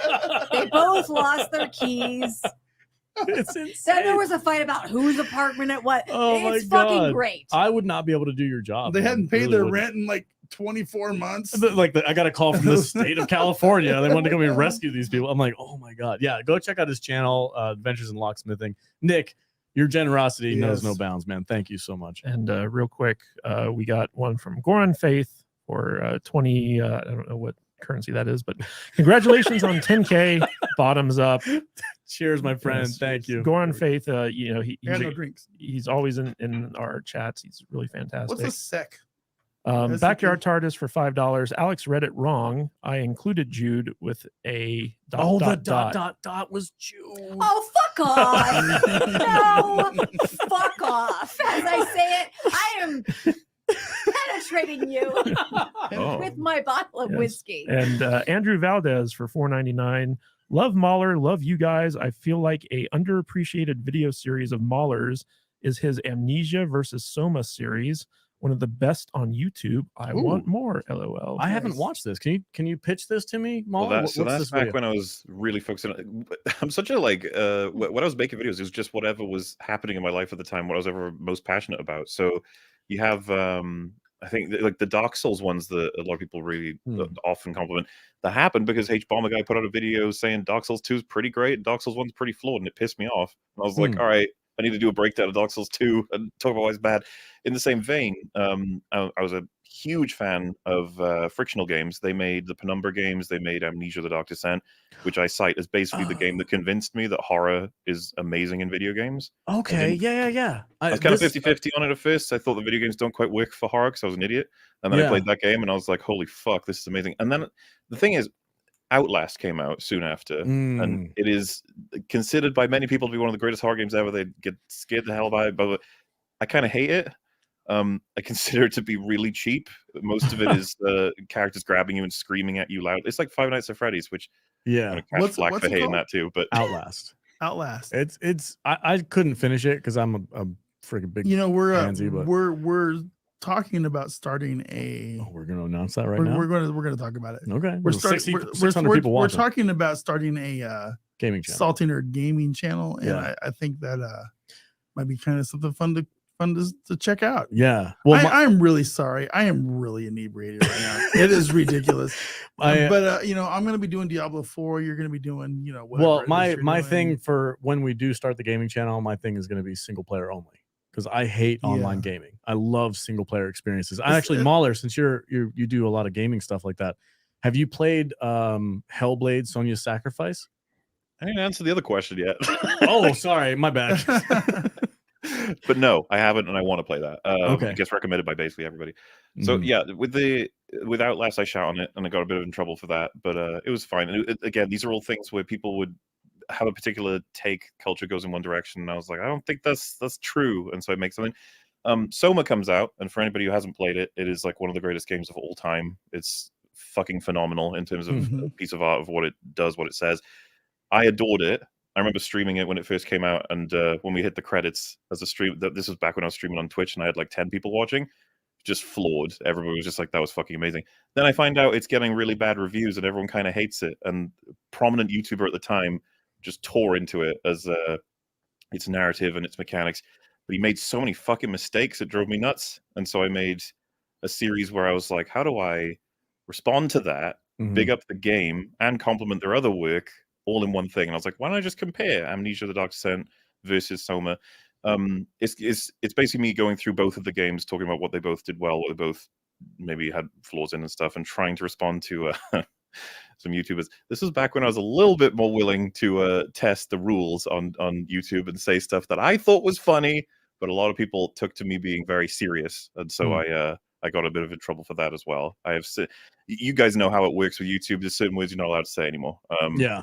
They were never meant in a way that's meant to be like the hyper offensive or hateful or whatever, but now it's like, you understand. It's like, fine, can't say them anymore. It was supposed to be fun. Like I said, the whole thing was supposed to be fun. It's kind of like how the scripts have moved on as I've made them with my videos is less and less sort of insults in a general sense, because I come from a place in the world as well as a culture on the internet that was older where everybody made fun of each other and it was fun. Gotta be careful doing that these days, because you don't know what can be snipped out and used to destroy you. Speaking of which, Vader, you need to stop typing in the chat while drunk. Oh my god, what is that? I don't know, dude. What are you? Put the phone down. Jesus Christ. He's so toasted. Hey man, look at us. I love us. Look at us. I love Mauler. Did you ever think we'd be here? Look at that. I love Gary for giving us a raid and sending all these people over here. That's amazing. 609 people right now. 600 That's people incredible. in our chat. That's Thank a you, record Jude. for Thank us. you, Jude. And, Cheers, buddy. Cheers, Mauler. It's awesome having Matthew you here. Kadish, I cannot say this. We would not be here without you as well. Your work is not unnoticed, sir. Thank you so much. Kadish is the guy that stays sober and controls everything. And like herds cats. Market research stuff. Everything. Yeah. Hey guys, I need you to watch this video this week. Okay, all right. Hey man, I listen and read all of his emails. I do too. Okay, you better. All right. I don't. I do. We have a $10 super chat from the Popcast boys, Brian and Shane, our good friends. Thank you guys so much for your generosity. I love those guys. I love those guys. $10 from them. Hey lads and lady, congratulations to my salty Vegas family. Yes, sir. Thank you so much. We haven't talked about this last week. Yeah. We haven't had time.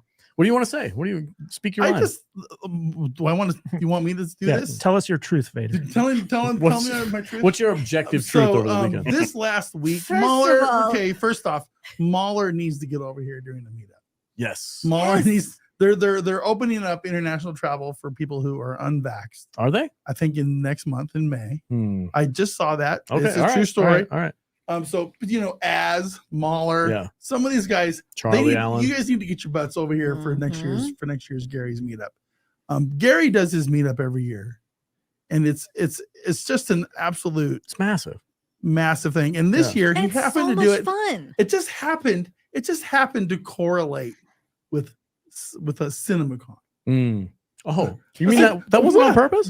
Was that on purpose? Honestly, every single year after CinemaCon, we're always like, we need to go to CinemaCon. Yeah. And then the next But, year, we're like, oh shit, is this CinemaCon? but it just so happened to correlate with CinemaCon this year and not the Star Trek sci-fi convention, which was cool. So there was a ton of people here in town, and it was really cool because we were able to get everybody that we like into our studio. And it was really interesting because we had Chris Gore. Oh, dude, I lost Chris my Gore, mind. Robert Meyer Burnett were in here. It was just a really fun experience to get these guys, people that I look up to as like legitimate creators. Creators. I get it.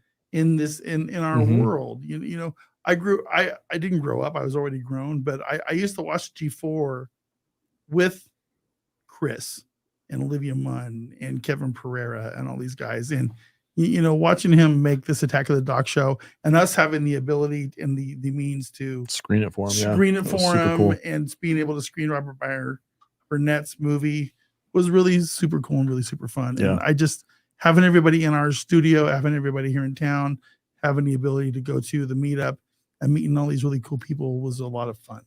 Also, real quick, just want to shout out to everyone in the chat. Just so you know, you can join the Salty Justice Warrior Army if Vader wants to show off his shirt. We are all SJWs here. I'm an Salty Justice Warrior. Move your hair. That's our official name of our fans. Are become an SJW. Support the Salty Nerd Podcast. So we memed that because like a long time ago. Does he have a hole in his shirt? He does. We need to get you a new one. It's an old shirt. Okay. One of our first. Yeah. So we did I can't remember what it was. I don't care either. I don't need to explain it, but like somebody in our comment section on YouTube called us SJWs because we liked a movie or something like that. Oh, and we're like, that's right, we are Salty Justice Warriors. So that's the joke. If you guys want to grab a t-shirt and become an SJW, go to saltynerdstore.com. Kind of sounds like a thing that Kadish came up with. Do you think he's in our comments making fun of us? We came up with this years ago. It was a long time ago. Yeah, we're just now taking advantage he's of it. Kind of like the smart one among us. Like we're the witty ones. We're the ones with No, personality. listen, we're the faces. He's the sober one. He's kind of like the sober one who's like, yes, I'll make a t-shirt out of that. Okay, I gotta address this comment from a member of ours. Thank you so much, sir. Melodic Method. Melodic Method. Thank you, Jude. I can't. No, melodic. Is that what you said? Melodic. Melodic. Leave him alone, damn it. Wow. Melodic. Chris Gore is a god among film nerds. Dude, listen, man. If you're a fan of Chris Gore, so these guys were like, dude, Chris Gore's coming to the studio. I'm like, Chris Gore. You were like, I don't know who Chris Gore is. What? And then they were like G4 TV, and I was like, yeah, like my mind exploded because I like growing up as a teenager, loving video games. I would watch G4, Attack of the Show, Tech TV, all that stuff all the time. I come home from school and click watching that stuff. Never in a million years, if somebody's like, "Hey, man, you're going to produce Chris Gore's podcast for him," I'd be like, "No way." So I was one time. I'll take it. He was Chris Gore's Jamie for that. He did. That 2 hours. It was amazing, dude. Like, so he was like, "I'm going to produce a podcast." He came down to the studio. I got to sit in Kadish's seat right here and do the cameras and like run the live stream stuff. And he's like, "This is like having my own personal Jamie from Joe Rogan's podcast. This is great." I got to work directly with Chris Gore, and I take that as a badge of like nerdy honor for myself. Yeah. I was blown away. He was such a nice guy too. Like when he streamed Attack of the Dock, which you guys can buy on Amazon, go support Chris Gore by buying his documentary Attack of the Dock. It's on Amazon, available to you. Go grab that. He outside of the screening at Galaxy Theaters, I was sitting on a couch next to him, and he pitched me a horror movie, and I was just like, is Chris Gore pitching me a movie right now? This is really the weirdest thing ever, dude. This is so crazy. It was really, really cool. There was a really cool moment at our screenings when I left the theater because I was like wigging out when I went out there, and it was you, Chris, Robert Meyer Burnett, Mr. Alpha Critic, and just a couple other dudes. We were just out there, and we were just hanging out there in the middle of the theater lobby. And we were just being nerds. Yeah. And it was cool. And it was just like, hey man, we're just gonna sit here. We're gonna talk about nerd shit. And it was just wild. I'm like, I think I looked at you as they were like the conversation was going. I looked over and I was like, I don't belong here right now. Right? It was very strange. You were like, yes, you do. Yes, you do. It was super cool. What's up, Jude? So a super chat just came in from Literature Devil. Oh, a good friend of the podcast. I would like I've known to Lit address Devil it. for a while. Go ahead. for it. Yeah, take it away. We need Steven Seagal and Nick Cage in Star Wars. I mean, after Lizzo and Jack Black, why not? Get Mel Gibson too. That'd be cool. Yeah. My question is, Says sarcasm. I'm sorry, what? Jude Wait, hasn't you didn't watched know this. about that? She didn't watch Oh, this. it was the cringiest thing ever. There are 3 Star Wars things, Yeah. and nothing else exists, and therefore, please explain yourself. When- what? I would like to pose a question to our guest of honor, Mr. Okay. Mahler. I'm Question? so drunk right now. I'm sorry. Mahler, Yes. if there was ever going to be an absolutely horrendous cameo from a celebrity in Star Wars, who would you want it to be? Oh, Arnold Schwarzenegger easily. Okay. Yes! That'd be fucking Get to- great. Yes. Get to the chopper. Like, yeah, I can see it. I can see it. I No, would've- but what's great is on, Get to the transporter. no, on EFAP, they, Mahler and his crew broke down the Jack Black Lizzo episode of Oh, Mandalorian yeah. in excruciating Wait, they detail. were both in one episode? Oh no, they they were were married. They were a couple. Yeah, Jude's done. Lizzo was a Star Wars princess. I don't want to be alive. She knighted baby Yoda, Grogu, whatever his freaking name is. They put a sword on the little puppet's Yeah. shoulders, and we're True. like, you are now a knight. I fucking know what it means to knight someone because I've read all of the Game of Thrones books. I I read would- all the prequels. I read all of that shit. Knighting is a real You're thing that telling me- happens. It's not Yeah. just Yeah. I had to explain it because she's drunk. But Hey, it's fine. speaking of knighting, Yeah, what's up? Mahler, don't you got like a big thing coming up this week over there? Doesn't Oh, like you I you're don't getting give a fuck. you get Oh, you because get- you're in getting- London. You're getting a new king or some shit, right? I'm like an Eldritch Demon thing. I don't subscribe to monarchies. He is Oh my not God, a are you monarchist. okay? Are they coming for you because you said that? They can't find me. It's fine. There's a reason he Good, doesn't good, show good, his good. I was face. gonna say, I'm like, I always want to ask people who have like massive YouTube channels and get away with it by having a talking icon. That to me seems like how. Follow-up question. fucking Are, lazy. you, are they going to come for us because we know you and you said that shit? I really want to Nah. like if you can become a huge channel with just your talking icon, Yeah. you got some charisma. Yeah, for I sure. mean, you're just using your voice and your knowledge to become really cool. Yeah. But Are you okay? I don't Spit it out, buddy. I am listen. I am fascinated by the royal family over there. We're getting a new king, okay? England is getting a new king who is basically just a figurehead of nothing, right? I mean, what? I don't understand the whole monarchy thing over there. I find the whole thing fascinating, and I'm really curious what somebody who lives over there, like Mauler, thinks about this whole thing. I mean, it's really crazy to me. So I'm just going to leave it at that, and I'm going to leave it to Mahler. It's like, explain to me what is the fascination with the royal family over there? What's going on? You got the worst guest ever for this. I couldn't give less of a fuck about the royal family. I never have. Respect. Yeah. I'm okay with it. I mean, They're a as an tourist American- attraction, okay, that's it. Yeah. Yeah, real quick. So we got a super chat from the Butter Anvil for Okay. $2. To be honest, I don't know who anyone here is, but hi, Rags. Oh, hi. Hi, what's going on? Yeah, What's up? uh, Cheers. Thanks for your super. We don't chat. know you either. So yeah, guys, Rags is a regular on EFAP. So, Oh, okay. Yeah. Okay. All right, Mhm. cool. Backyard TARDIS for $2. JCVD as a Jedi. I'll take it. I'll take it. I was saying. Yeah. I was Is that trying what it to. was? Yes. Okay. I was doing one of these at Alex without the Yeah, fingers. when I was like, saw that chat, I was like, oh, that's what Jude's Yeah. convulsing over. Okay, gotcha. 10-4. And for Bill Sotheby for $5, I was today years old when I realized Lizzo was a Disney princess now. Oh, Fuck my life. No. You're right. buy your yitties. That's a terrible thing to say. Mahler, what's your take on the current state of Star Wars? Can it be salvaged at all?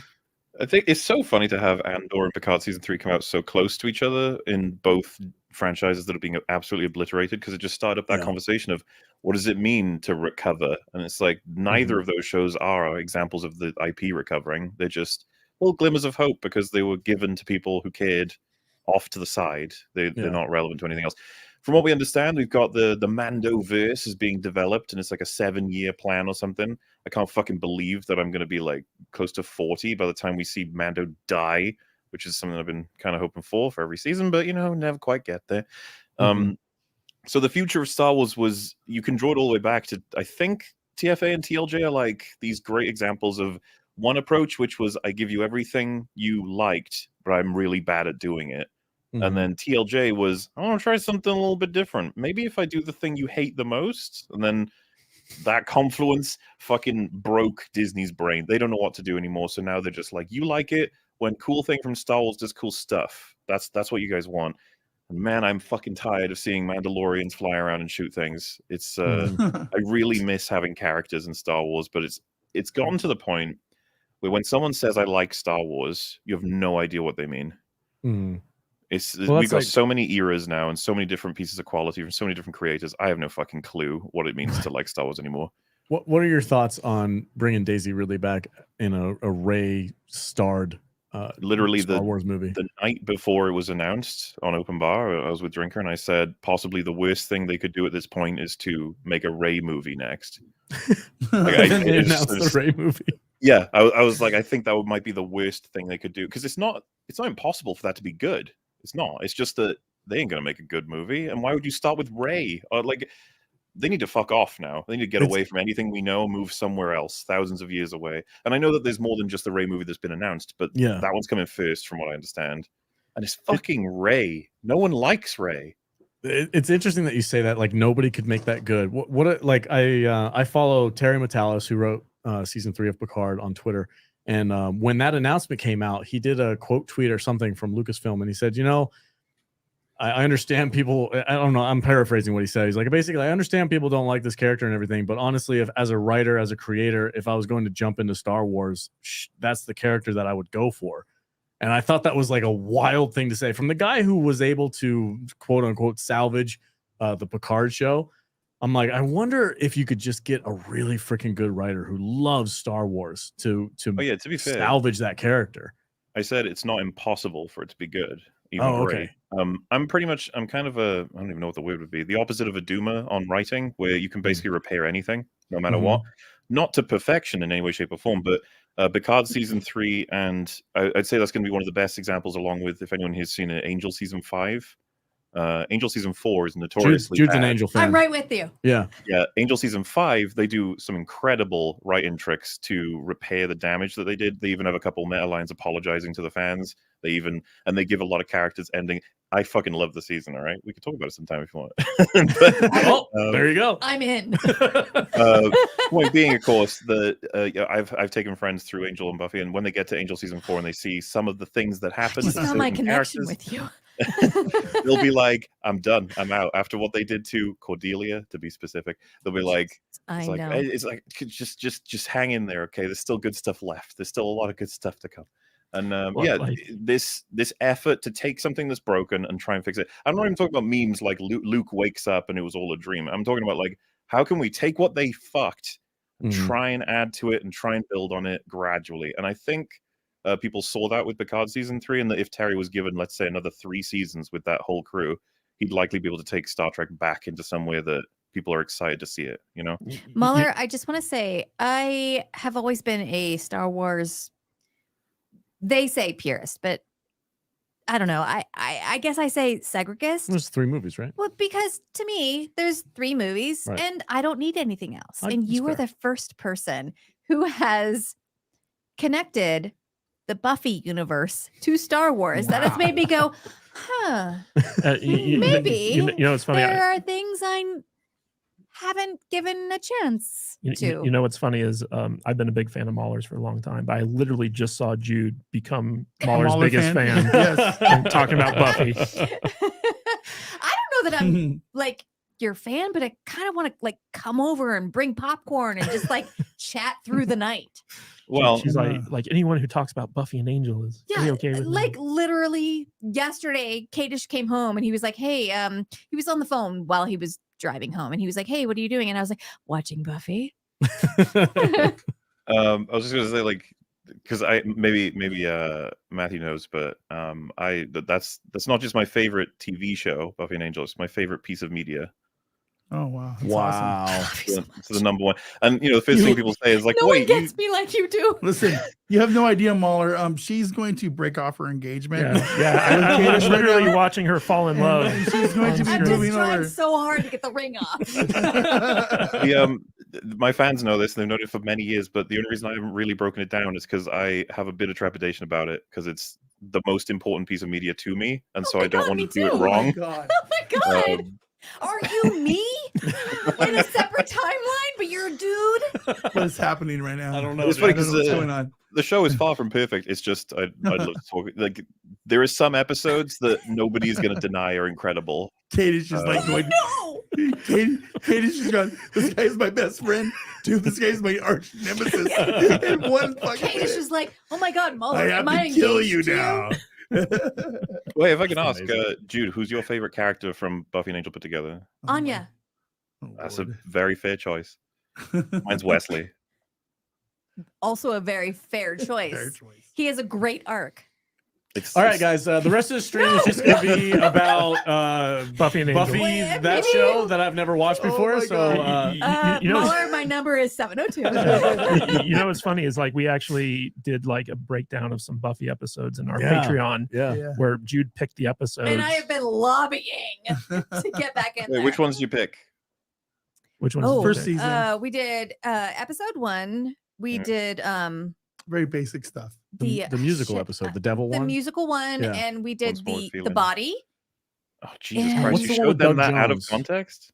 and we did Hush. Yeah, it was a little out of context. It was a little Well, strange. so Alex had never watched before. And I was like, I want to show you like the first episode to get to know who the characters are. Right. And I want to show you 3 other episodes that are like stand out. This is not the show that you think it is Mhm. episodes. You're right. You're right. Absolutely. Like when she was like, "Hey, we're gonna do Buffy," I was like, "Ugh." Yeah. Like some cheerleading bullcrap CW show, whatever. Okay, Jude, fine. We'll do it.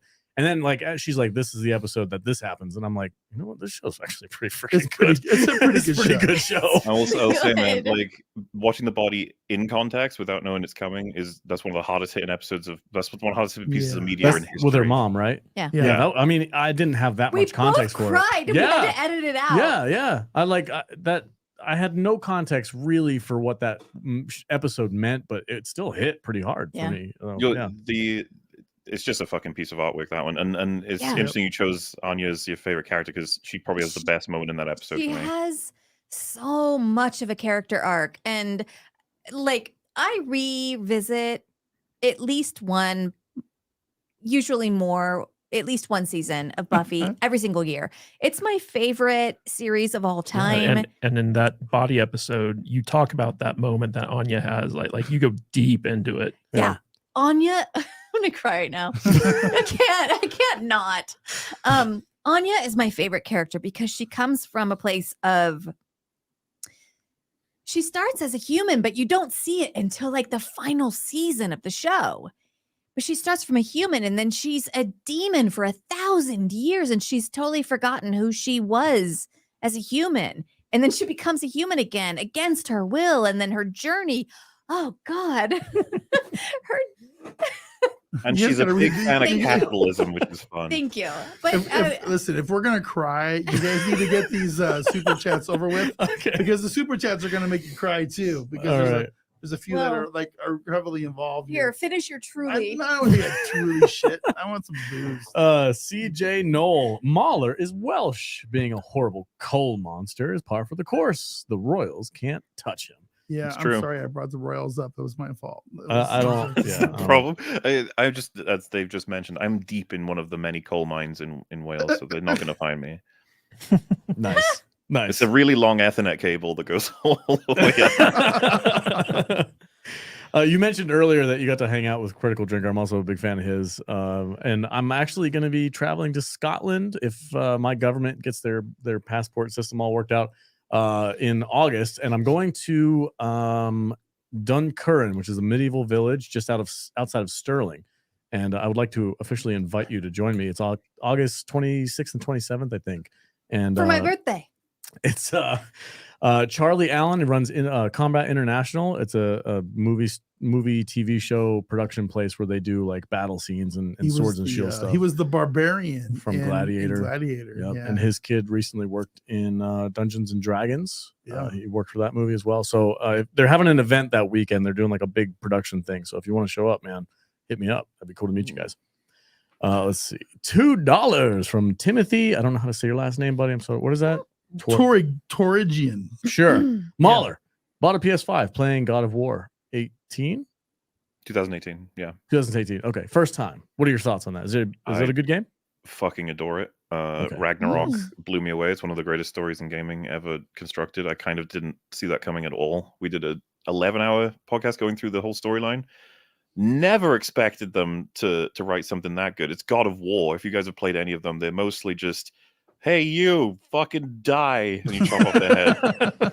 Now it's all about like a father trying to raise his son properly while treating the world around him fairly based on like, you know, power dynamics or how these gods interact with mortals. It's got a shit ton to say about identity and how we choose our path, how we avoid our nature. I was just blown away by it. And I had friends who were like, I knew because they'd played all the God of Wars, but they can't afford a PS5, and I was like, you have to fucking play it. It's like, I'll get a PS5 when they're like ubiquitous and cheap. But I was like, you're getting it now. It's happening now. Right on. Cool. God of War 8. I have to say, the Geeks and Gamers guys they gave away a PS5 at the meetup this last week. Wow. They had like a bunch of stuff over there. There was never anything I wanted to win more in my life than that PS5, and I was like 3 numbers off. And I was really pissed off. I was like, God damn it! I gave both my raffle tickets away and bounced. I was like, here you go. Yeah, you gave your tickets to George, Ralph, Stu, Bob. Yeah, the guy that's sitting next to you that you don't remember. Yeah, that poor dude. It's like, I want to talk about this guy just real quick. Yeah, go ahead. It's like we get there kind of like right when it's starting up, and there's this guy who's a huge Nerdrotics fan. But he's came in with this guy who's sitting in the corner. We always kind of claim the back corner of that's our room. spot. Yeah. That's our spot. Yeah. It's like, if you don't know, that's our spot. That's our city. It's our spot. Don't sit in our spot. We turn into Sheldon with the couch. Right. But there's this dude back there. He's just sitting back there by himself. And I go, hey man, what's going on? And I told him, I go, hey man, I'm Vader from Geeks and Gamers or Geeks and Gamers. Wait, you work for? You wish. I'm from Salty Nerd Podcast. There you go. And this is where we sit. So we're gonna sit here. I mean, you can hang out if you want, but we're gonna like take over this back part of the room. He's like, okay, and he did. He stayed. Nice. He stayed the whole time. What happened with his raffle ticket? And so because I gave him 2, so my wife and I you left. You gave him his raffle ticket. This is kind of awkward. Is this a bad story? He's too drunk to tell his story. He's getting kind of red. And a number comes up and he goes, yeah, I won. Yes. And he goes up there in front of 300 people. And it was the wrong number. Oh, man. Yeah. And it was so, I'm like, oh. Yeah. And Ryan had to be like, false alarm. This guy didn't win. Yeah. Beardo's up there. He's like, no, sorry, dude. You didn't win. And what a bummer. He just went and sat back down in the corner. What a bummer. Was just like, but the worst part was I don't remember the dude's name. And I called him a different name every single time I addressed the guy.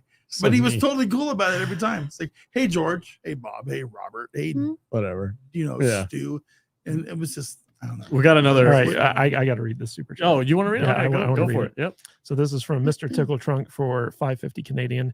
If Mauler brings up the musical episode of Buffy, Jude's going to climax live on air. Maybe I can make it bittersweet for her and say I would never show that to someone out of context. First of all, I already came today at this table. Leave it to Jude. Leave it to Jude. The moment where she says she was in heaven, that just slams down and destroys all the characters. That episode is brilliant as well. Okay. We did watch that show. And in rebuttal to your opinion, Mr. Mahler, I would say that in Selfless, when Anya is about to die, spoiler, and she's flashbacking into the musical episode when she's talking about how excited she is to marry Xander. Yeah. That's my favorite part of that musical episode. Are you? That's a really good opinion, honestly. It's kind of cool. 'Cause that's kind of a, You're welcome. I'm so glad that Jude and Mahler are bonding over That's Buffy. pretty wild, isn't Like, it? pretty listen, good. if you want to call me anytime, I will. I'll put my phone is always on silent. I'll put it. well, it's, you Not know on what? It's silent. proof that you're If you wanna quite a talk about Buffy Buffy. fan because you just picked a scene that's not even in the episode, and I know how that works. It's very that moment is amazing because it's the peak of her life as a human. She's finally found identity. She's with the man of her dreams. She's about to. She just came. It's on the eve of everything. It's on the eve of everything working and being right. Saw me. And it's And not they just saw me come. how that contrasts with her current state of being. It's that's what she's thinking about after Buffy Yeah. stabbed her. I have literally had this argument with Alex before, and he's like, "What? She was a human before. She doesn't get it." And I'm like, "She's been a demon for 1,000 years. You don't get it. She's lost her humanity." And then it comes back, and then everything that she experiences, Jesus fucking Christ. Dude, Hell's Bells is a goofy episode in terms of some of the things that happen in it, but when they have that shot of them finally maybe gonna make it work, and Xander sees his parents. That last shot with her and DeHoffren, that's the shot that I'm like, "Mm." This is amazing. Keep going, but I've never seen her this engaged. No. Dude, I do a podcast with this woman every single week, and Yeah. she's like half here most of the time. And like, mostly here. I am 100% here for this guy. I've never seen her just like looking at the like, yes. I'm looking up fucking tickets. Where are Come- you? Coming soon, the Jude and Mahler I- show about Buffy. I'm all the way Buffy. there. It's gonna be a new YouTube channel. Yeah. The redhead and the coal mining monster. Fine, whatever you want to call it. I just want to talk to this man. Hey man, everyone should see Buffy, okay? Yeah, you're right. Yeah. All right. Cool. Everyone should see Anya for who she is. All right, real quick, we got one more super Oh, chat. my Pull bad, up. Go ahead. Brobo Fett, fan of the show, member, Patreon. What's up, Brobo. dude? 499. Congratulations on 10K. Thank you, sir. Cheers. Clink. Oh, Okay. Okay. You guys Oh my rock and onwards to 100K. God, you guys keep putting that Let's 100K do it. number out there. Let's get Holy that. crap. Let's get that Said YouTube R.I.P. flag. Corky. You saw the post. Yeah, rest in peace, Corky. Unfortunately, Yeah. Corky has passed away. If you're familiar with our channel, you'll know we had a spat with James Mangold on Twitter, and he begrudged our jar of corks. Begrudged. Begrudged, Begrudged whatever. hard He cork. talks shit about our jar of corks, I know Yeah. it's ridiculous. and then we were like, "That jar of He corks has a said name." it, and we said no. Yeah, Jude Yeah. used to collect her discarded wine corks, and it was in a Okay. full, like, gigantic jar. This And we was nicknamed not a it thing Corky. I did against James Mangold, first of all. This was the thing I did with my roommate that I had before I knew Kadish. We just Collected Bit- corks. cork a bottle, we would stick it in a jar, and we would be Yeah. like, maybe we'll do a craft with them later. And flash forward 10 years, they're all just kind of still in a. I've had to buy other jars. And James Mangold was like, "Nice fucking jar of corks."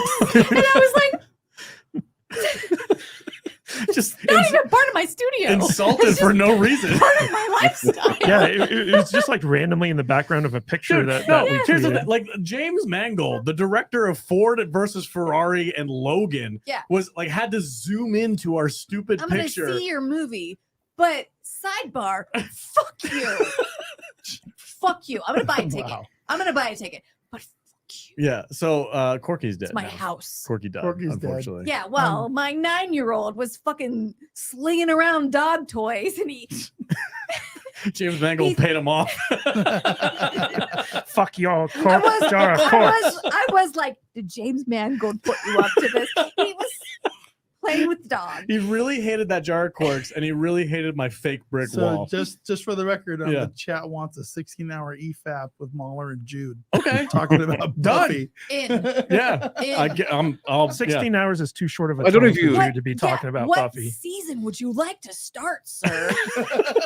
Excuse me, we can start with one. Let's There we go.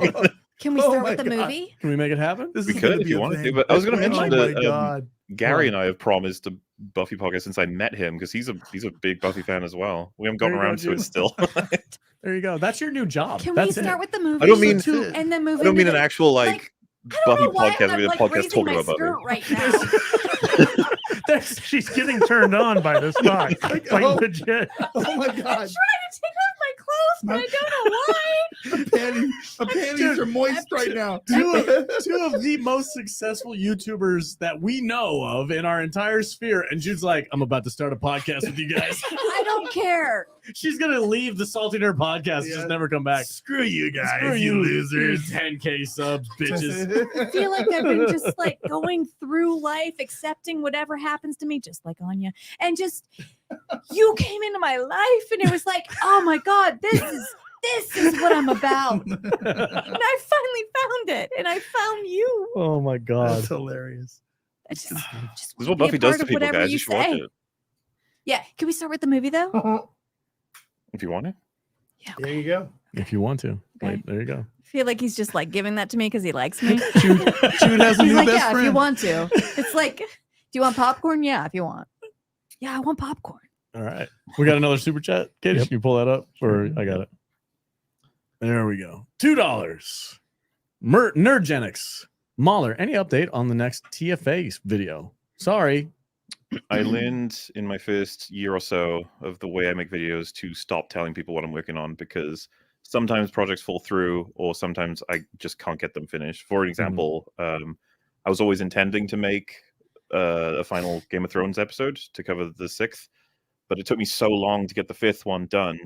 And I was very proud of that video. And people said they liked it. They were looking like, so when's the 6th one coming out? And I was like, I'm working on other stuff now. I moved on. Like it took me so long that I sort of fell out of passionate interest in Game of Thrones. And so now it's said as being like, when is it coming out? How long is it going to take? And I'm just like, I wasn't even going to, I think that one's done. And, it started building up some other things. Like I'd say in a podcast category, like, Joker, I really love that film. I kind of want to make a video on it. And then I even maybe start scratching at a script. And then I move on to something else. And so people are like, so you still, like, when's the Joker video coming out? And so now I'm just like, I'm working on things, and they will come. I'm almost like, I guess I could describe the process I'm currently, and that wouldn't be spoiling anything or setting expectations, but recently got done with scripting something, and I'm in the recording part now. You can expect a grand maximum of one video this year, but it will likely be a 6-hour one. A maximum of one video a year. Sorry, I like that. actually, wait, let me amend that. A grand minimum is what I meant. You'll get at least one. You may get more than one, but no guarantees. And it's because I just the videos I'm making, they've gotten ridiculous at this point. Like, I used to be able to review a movie in 40 minutes. I don't know what happened. Started paying attention to them. with Doctor Strange 2, I like the initial script draft. I think it was something like 25K. Then I drafted again. It was like, oh Jesus, it's a 35K. And then I was like, oh, I need to do summaries on like different things that happen in it. I need to check out other references. I watched some other people's videos and I was like, fuck, I missed about this, and maybe I was unfair on that. Maybe I was too fair on this. And it eventually became a 50K script, which translates to about 6 hours, which 6 hours of visuals. Like, I even had help trying to make that one. So the long version of the answer to the question is TFA coming out. The answer is, well, you know what I'll say is guarantee that TFA is coming. It will not be abandoned. Those fucking scripts took 1 billion years to make. So, but I can't tell you when it'll come out. Okay. But I hope to surprise people. I really want to get into a position where you don't expect a video and then a video comes out. That would be better than you expecting a video and not getting anything. Mauler, at the risk of losing my fiance further to your masculine wiles, your takedown of Game of Thrones season 8 was chef's kiss. And like I can remember when Alex came over, we watched like the super dark Winterfell episode. Could barely see anything on the screen. Yeah, we did have a watch party for that. Yeah. And, well, I was out of town. You guys watched it together. And so like I can remember like when season 8 was going on, and we were just like, what the hell is going on? Yeah. And like you very saliently pointed out that like you could go down the street and talk to any normie, like the dentist, and be like, what do you think of Game of Thrones season 8? And they'd just be like, oh, it was so bad. It was like no one has ever like collectively agreed that something was so terrible before. And you verbalized that so perfectly in your unbridled rage video about it. But Jude is a huge Game of Thrones fan. And I compare most things to it. yeah, I guarantee if you watch his Unbridled Rage video about it, like you'd pack up, leave me, go right the UK. I have had a friend who I nearly married prior to Kadish. This is a but- weird. Okay. What's up? We're still Awkward. friends. We've had a long relationship. We're still friends, and like we've known each other. This is weird. We've known each other for forever, and like we talk about like pop culture and stuff like this. And like this was the first time since our actual breakup that I was like, I need to break up with him as a friend. Wait, did because he was like it? like, yeah, he was Oh, like, no. oh, I thought it was great. What did you want? More carnage? And I was like, I almost blocked him, and I was like, I think We're done. I maybe- think we're done I here. think Yeah. maybe you're just not as smart as me. I had to throw my phone away That's crazy. and like wait for a year and be like, hey, how are things with how you you in been? your life? How you been? Yeah. Like this was the thing that like made people be like, oh, if you liked this like It's the Last Jedi for Star Well, Wars it's- fans, for Game of Thrones yeah, people. and also like politics, like, oh, Yeah. you're a Republican I'll do that. or a Democrat, or like, you know what I said. Like this was like a divider. And it was like, oh, you liked season 8? You liked how it ended? Blocked. I don't know anybody who liked that season. I'm curious. Have you watched the new show, the House House of the Dragon's great. Full You recommendation. like it? It's Okay. really good. It's Okay. really good. It's we doing a good watched. job. We watched it. We watched it all together. Yeah, and we had a Game of Thrones expert on with us who had a very wonderful sweater. Shout out to And Mr. a good sweater. Oh, He had a Cheesecake. good sweater. Yeah. Hey, really quick, I want to shout out Mr. WG for gifting 5 subs to our YouTube channel. Thank you, sir. Thank you, Mr. WG. Appreciate Does that. that mean so you have much. to do new emojis? now? I think we need like one The or way two you more. said that, I thought you were going to say nudes. Nude Nudes? emoji. Listen, What? I am trying to like get sober here. Yeah, you're trying. I know. Jude was like, "You want another drink?" And you were I'm like, like, "No." no. Like, we- It But did yeah, happen. everybody. I was know. like- I think I we was need. like, I think. he was like, I think we No need. I more. think we need one more, and I can add a new emoji to the Okay. channel. All right. So. Well, there's a goal. But yeah, Anybody else want to join up yeah, for hit, members? hit that There we go. join button, guys. Hey, we got $20 from Dennis Wright, who is one of our number one Patreon members too. Your Oh, shirt is in the goodness. mail, sir. I got a message from our shipping thing that said it's on the way. I think it would be an honor to be reviewed by Mahler, even if it's all bad and full of mockery, because the criticism is always well thought out. Well, there you go. Like I appreciate it. honestly, Thank you. Mahler is one of my favorite movie reviewers. Like his criticism is just like so spot on. Like I've never heard him say anything I disagree with. It's crazy. What's your process? Because you say it takes a really long time to like write out your things. Like how do you break down a movie like the Rise of Skywalker, which is just like 2 hours of nonsense?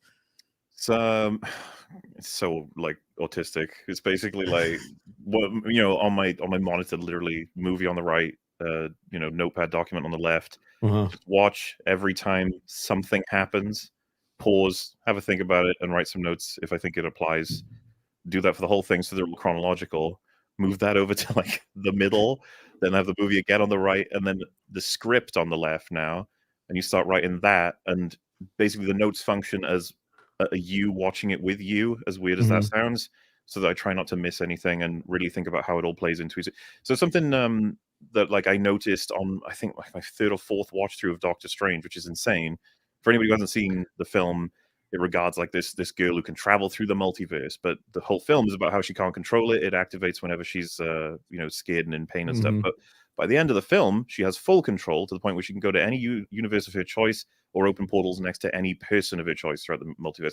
And it wasn't until like my 4th fucking time through that I was like, wait, isn't she looking for her parents? And Doctor Strange said they were alive. And at the end, it's like, I think your parents would be proud of you. And she's like, yeah. And it's like, you can open a portal to them. You can save them right now. They're like lost apparently in some multiversal dimension. I was like, how the fuck? And what happens then is I'm like, wait, I must be insane. There's no way that that's actually happening. And I talk to a friend and I'm like, is that a problem? And then they're like, I can't think of anything to counter that. And then it's like, you talk to some other people, you think about it and you're like, oh my God, how the fuck does the writer write it so that her whole goal is to find her parents, and she has the only power in the fucking universe that can take her directly to them, and she doesn't use it.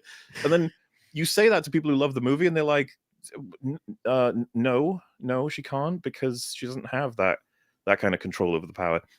You present the scene where she specifically finds Doctor Strange in a multiverse that he hasn't got any specificity on. He's like, so how did she do that? And it's like, well, shit. And it's just like, that's all I'm after. It's not about being like, oh, you fucking raw. It's like, no, is that an actual problem? I'd love to speak to the writer and be like, you understand you can't have that in the movie. You can't have it be that she can find a parents, wants to find a parents, and doesn't. And I just want them to be like, oh shit, yeah, I'll have to work on that. I'll have to redraft.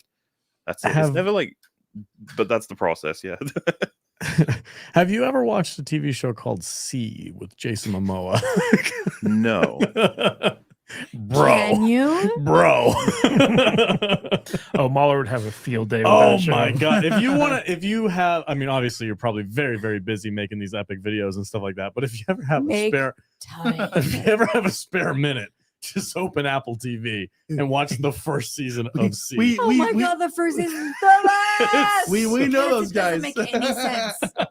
It's so dumb. Season 2 is actually good, Kinda. but keep going. Listen, man, they pray by masturbating. Yes. Okay. I mean, Yeah. that's all I can say. Mhm. It's the Mhm. best thing Yeah. ever. The main villain of the movie or the TV show, her god is her coming. Her clitoris. It's a- Whoa. It's like Jude talking about Buffy. Yeah. Okay. Yeah. Yeah. if Shout you out to break down coming, Okay, Jude. Shout out to Mr. how Trickle do you Drunk get close to God? You have to come there. for becoming a member. Duh. Makes I sense. think we're at another. We're emoji sufficiently level. toasted. Yeah. Are we there? I'm wasted. Oh, look at this. Look at this. $2 I gave $2. him water recently. Emoji up, wig boy. Yeah. Oh man. Can I call you wig boy? I look so sexy in this. No, I thing. don't. I don't think you should. I think like there's like no chick out there in the world could resist. Okay, this. no, stop talking. Could resist. Yeah, this. Stop talking. 100%. Another If $2. you're a chick in the world who could resist this, Stop. I'll fight you. I'm so I glad know. new people I'm are hideous. here to see how fun it is. Thank you, sir. Yeah, we capped up We do have above fun. 600 people watching this live stream, and I think that is mostly because of. But you Mr. know Mahler. what? I think somebody said Gary like rated us, which is fine. Okay, so because- nerd, erotic, geeks, and but gamers. they've stayed. They haven't like It must not usually be that bad. Usually when So a raid hits, they go boom, everybody goes, and then they're like, "Fuck this," and they leave. But everybody stayed. They're staying really for weird. Mahler, Yeah, guys. they're I like hate to break Mahler. it yeah. to Just you. like, "Hey, shut up and let Mahler talk for a Yeah, minute." let Mahler talk, you losers. What other subjects do we have for Mr. Mahler? I know we had a list of things that he's an expert on. Shoot. I'd love to get your take on a couple. I'm going to say Kadish would love to get your take on a couple of things. Take it away, Kadish. So would I. I want to know what you think about the upcoming Guardians of the Galaxy 3 and the Ooh. rumors that basically James Gunn said "fuck you" to Marvel and made it bad. What? Oh. Mm. That's the thing. My take would be that James Gunn treats that storyline and that production pretty seriously, along with all of them. That they consider it theirs, not Marvel's. Mhm. That they very much enjoy each other's company. That they're trying to tell a story. They care about the characters to the point where I think I've read quotes about James Gunn being annoyed with how they handled the characters in Endgame, right? Specifically, what happened with Star-Lord, Gamora, and just for example, right? Like she fucking kicks him in the nuts on their reunion. It's like, what are you doing? Like you gotta treat that a little bit more careful than that when these characters have had. But the thing is, they weren't taken that seriously. The MCU was, Iron Man and Captain America. The Guardians are funny clowns that they can bring in and do whatever they want with. But if you watch those movies on their own, I would argue that we've got something there that's. I thought Guardians were almost better than Age of Ultron, for example, and started to make me think like, there's a bit of power here. And when you combo them up with Thor, like I don't know if everyone else how they feel, but I thought Infinity War was actually a really good use of all the assets they had in the MCU, and then Endgame like squandered a shit ton. And it's only like as time has gone on, more and more of you sort of realize that. And yeah, Phase 4 was a fucking disaster. They've destroyed almost everything. They've pretty much ran out of all of the threads they had. I bring this up every time because I find it so funny to look back on. When WandaVision was coming out, I think it might even be just the trailer on EFAP, we were all talking about, the MCU is uniquely strong compared to Star Wars because if you destroy, let's say, Cap or Iron Man or Falcon or Captain America, Marvel, it's like, yeah, but you've still got all those other characters you have to destroy first. It's like you still got you have to destroy Hulk, you have to destroy Shang-Chi, you have to destroy Doctor Strange, you'd have to destroy. It's like, this is insane. You'd have to destroy all the world building. You have to destroy all the characters, the villains. It's like they wouldn't, the amount. I think we say something like the amount of damage you'd have to do is almost impossible to kill the MCU. We are there. They have killed almost every single fucking thread. It's incredible. The surgical precision at which they have destroyed all my investment in almost all the characters is incredible. But Guardians, a lot of people say like Guardians 1 was really solid, Guardians 2 is less solid, so I'm not really in, it's the MCU, but I was like, this has the chance to finally be something I can fucking enjoy. That, because I say this, No Way Home is often not counted because it's Sony. A lot of people would discount that one. So the Phase 4 as a whole is just this fucking mess. And it's like, well, Phase 5, Quantumania was shit, but maybe this one will be good. What I've heard is that it's very dour, as a lot of tragic shit happens. And I've seen animal cruelty mentioned a couple of times. I don't know how that's exactly going to translate. I know James Gunn is quite an edgy man. He'll put in some stuff to push the limits as best he can. That interests me. I want to give it a chance. I believe it's going to be the best thing we'll get from Marvel for some time, but it will change nothing about the state of Marvel. And I think James Gunn is going to give you the end of their story to give them the respect he thinks they deserve and then get the fuck out. He's probably even told them, you guys should not sign any more contracts with MCU. Get out. Make real movies. Like, it's done. It's over. Listen, if they fuck with Eagly, I'm out. I wanted to ask you, what's your take on She-Hulk? I know that a lot of people have very passionate opinions about that one. I still kind of can't believe it happened. Yeah. What a fucking waste too, right? Like, you can say that about every one of these properties, but when you find out the She-Hulk of the comics is like actually beloved and has loads of stories that people find hilarious, and she's like a really fun fourth wall breaking kind of character, then you watch the show and you're like, wow, you slapped this together overnight, didn't you? And like, you just didn't give a fuck. It's a waste. It's a waste of that actress too, because she was what was that, Orphan Black or whatever. Yeah, she was really talented in that show, and into like I couldn't even watch. I saw the trailers and everybody was shitting on it, and I was like, I'm good. Yeah, this was a waste of Tatiana Maslany. Yeah, thank you. I remember. Okay, thank you. I couldn't remember her name. Yeah, I was excited only because she was in it, and I watched the first episode.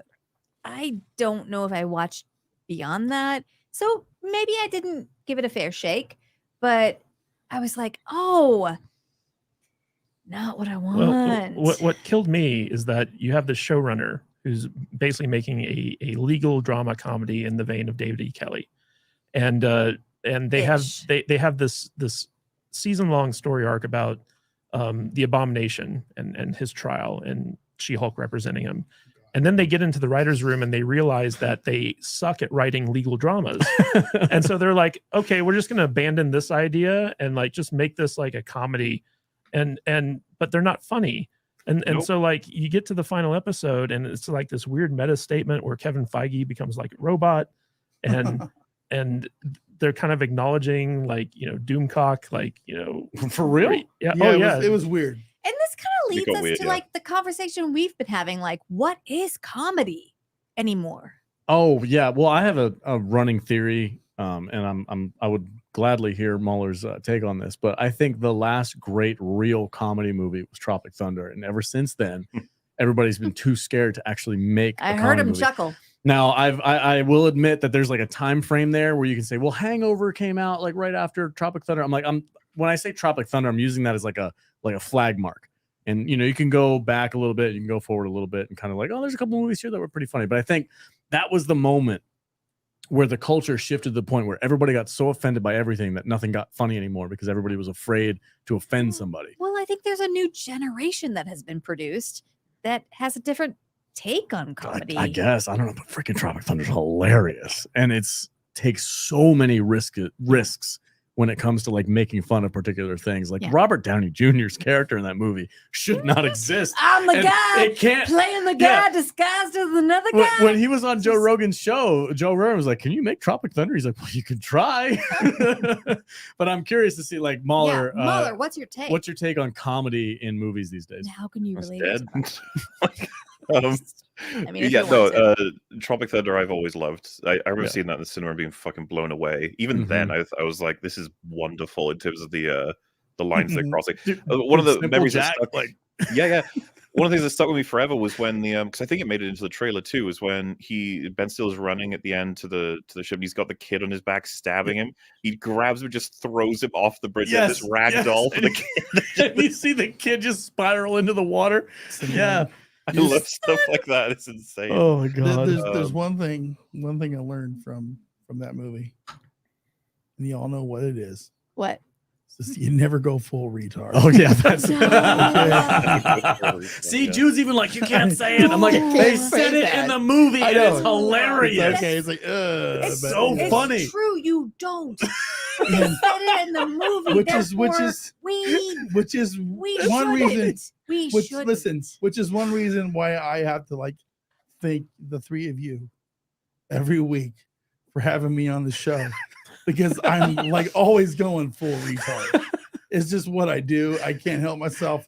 It's my nature. Speaking of that, we have Alec Baldwin's finger with a super chat for $10. Oh, please let it actually be you. His finger. That's amazing. Alec Baldwin's finger for $10. Is it a trigger? It's a trigger finger. What are you smelling, Jude? You smelling Alec Baldwin's finger? Oh my god! Oh my He god! put it out there. Congratulations on 10K. Thank you, sir. Really appreciate it. Looks like you've already went past 700 plus. Is that true? Do we have 700 plus over 10K? I have no idea. I don't know either. That's amazing. People if we have do been that. subbing today, and we love you guys. Thank you so much. Thank you Buckle so up, much. guys, because we're having a lot of fun over I here. feel like Ooh. We've got it. I feel like a hot mess right now. You are a hot mess. I'm surprised you're still conscious. You drank so much. Oh man, $20 throwing those bills out. Thank you so much. Rob Robinson, watch The Long Man on the Real BBC, Critical Drinker, etc. Plus you hosted FNT and G&G in Vegas. Well done. Subscribe now. Take care. Thank you so much, sir. Thank you. We are good friends with all those folks over there.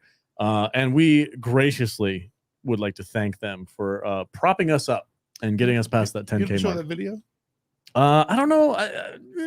We got to start wrapping up. Yeah, we got to start wrapping up. It's 5 minutes long. I think we might release it publicly. We'll probably give it to our club members first, All right. and then we'll release. I made a super cut of everybody that was in the studio over the FNT weekend. I put some Dan Vask music to it. Had a lot of fun. Had some of the best moments or whatever. And, but also shout out to the 199. yeah, hashtag 199. 199. I don't know what that means anymore, but it's great. Cool. It's a meme. Also, that fanny pack looks freaking dope. I might rock that. I don't know. The 199 fanny pack they're working on. That looks great. Mahler, would you ever wear a fanny pack? Not if people could see me. Kadish keeps putting me on the stream. I look like a fucking. You look like a tranny. I told you. You look like a tranny with a freaking wig on, dude. I look like I have a like a rough night. It's the walk of shame. It's been 2 hours, and you're already. He looks like Daredevil after She-Hulk got done with. Oh my god! Yeah, let's do it. $10 super chat from Sinks, right? Shinks. Shinks. Is that 10 euro super chat. Is that like when you pull a sword out and go shinks? Shinks. Is that I'm gonna say that. Okay, that works. Sure. Well done on 10K. Thank you. At Mauler and Jude, what's the best spoiler-free episode to hook people on Buffy? I'm addressing that in the chat right Well, now. say it out loud. Address it right now. I would say Hush, Body. So the 4 episodes we did for Patreon. No, Okay. maybe. Maybe. I don't think Body is the right one to start someone off with. I want to fuck them up. Mahler, You know how what's about you, wrong man? with that? You're not going to fuck them up enough. When they get in there from watching everything else, that's when you really fuck them up, to the point where one of the people I showed that episode said that I should have warned them a bit better before seeing it. And I actually thought about it going forward. Like, I probably should, because it's incredibly raw. If you watch it out of context, it's still pretty strong, but the roles everyone plays, I almost don't want to. I'm fucking in spoiler mode now. I just can't wait to hear what you will have to say. What is happening right now? Is Jude becoming best friends with She Mahler? is, and that's amazing. Listen, it's a Buffy I feel like question. my inside is just being ripped out. Oh my and connecting energy wise She's found across the pond. She's Oh my found a God. kindred spirit Yeah. Is this in too the much for you? Buffyverse, Yeah. and I think it's I can really roll it awesome. back if it's too much for you. I basically I can't answer the question well because there is no episode I think works to show out of context. You just have to trust me. That's how I usually treat it with people. I'm like, just trust me, watch it. Because once more with feeling, all of that is a payoff of like all the seasons at that point and super huge events. A lot of what they're saying doesn't mean shit if you don't know what everybody's been going through, but it's really fun and it's a really cool, like, look at what this show is. I bet you didn't think it was this. Part of the problem is, well, there is no other episode like that. That is the only one that is pretty much like that. Hush, I think one of the biggest revelations in that episode is Buffy and Riley realizing what each of them do, which is a huge twist and a big payoff and something that won't make any sense out of context. However, Hush is really cool because there's no dialogue. I it's think all the done. bigger payoff is like the intro to the next episode where they're sitting there silently being like, so once they get their voices back, who are you? So then of course there's just other suggestions and stuff. It's like, so maybe it's got to be season 1, but yeah, with people who are like, if anyone ever said to me who I was intending to show the show, like, give me one episode so I can get a taste of what I mean, I'd just be like, no, we're starting from the beginning. We're gonna go the whole way. And I've told people before, you may not like season 1, you may not like season 2. I'd be surprised if you didn't like season 3, but this show will get you at some point. It's going to get you.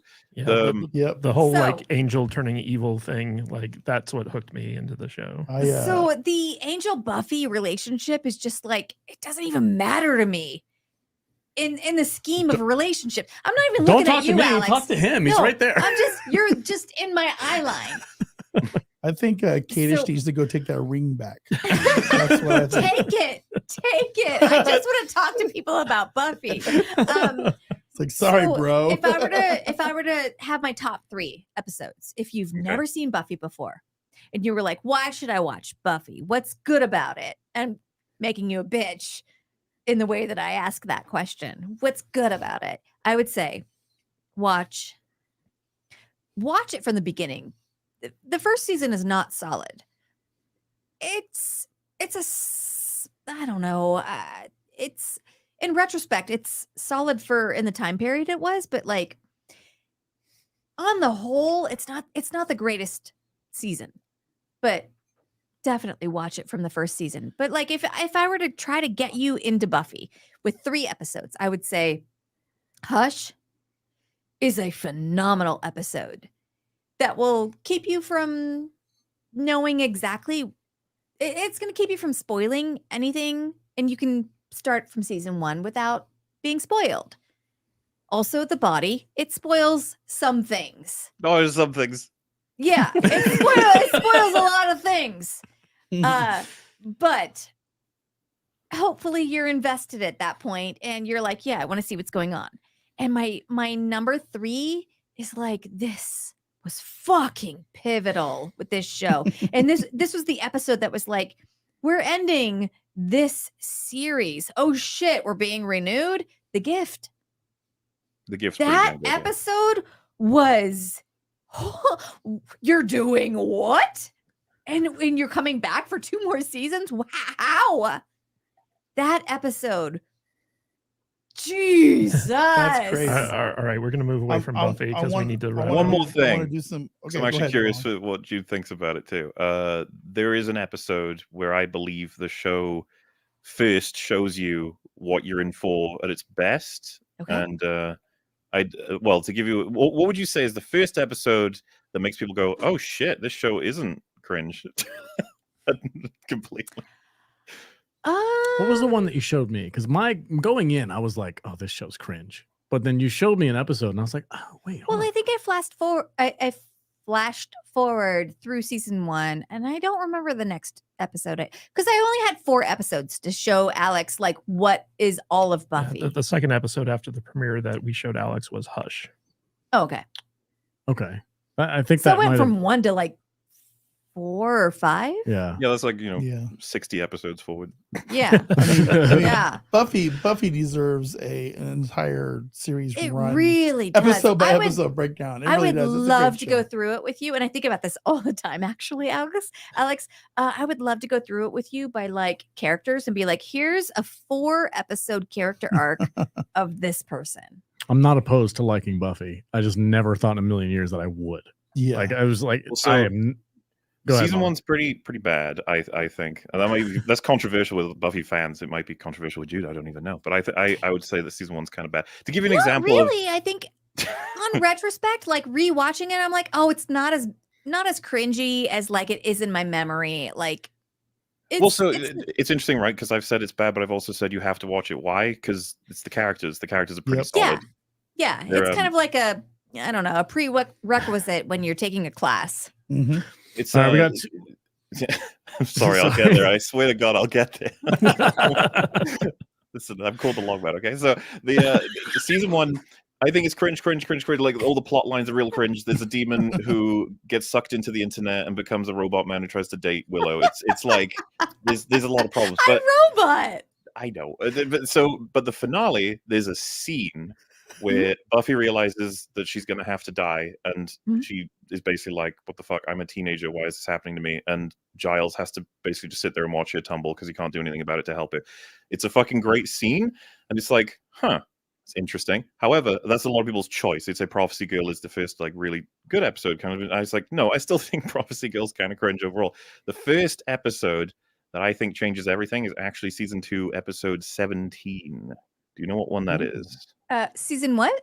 Season 2, episode 17. Season 2, episode 17. Oh, choices? Your nerd. No, that's quiz season is 3. here.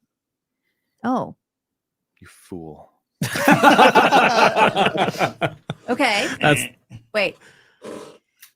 Just tell her. It's okay. Yeah, No, I'll get there. I'm just gonna make them wait. Season 2, episode 17. I might not know the name of it, but You'll know the episode.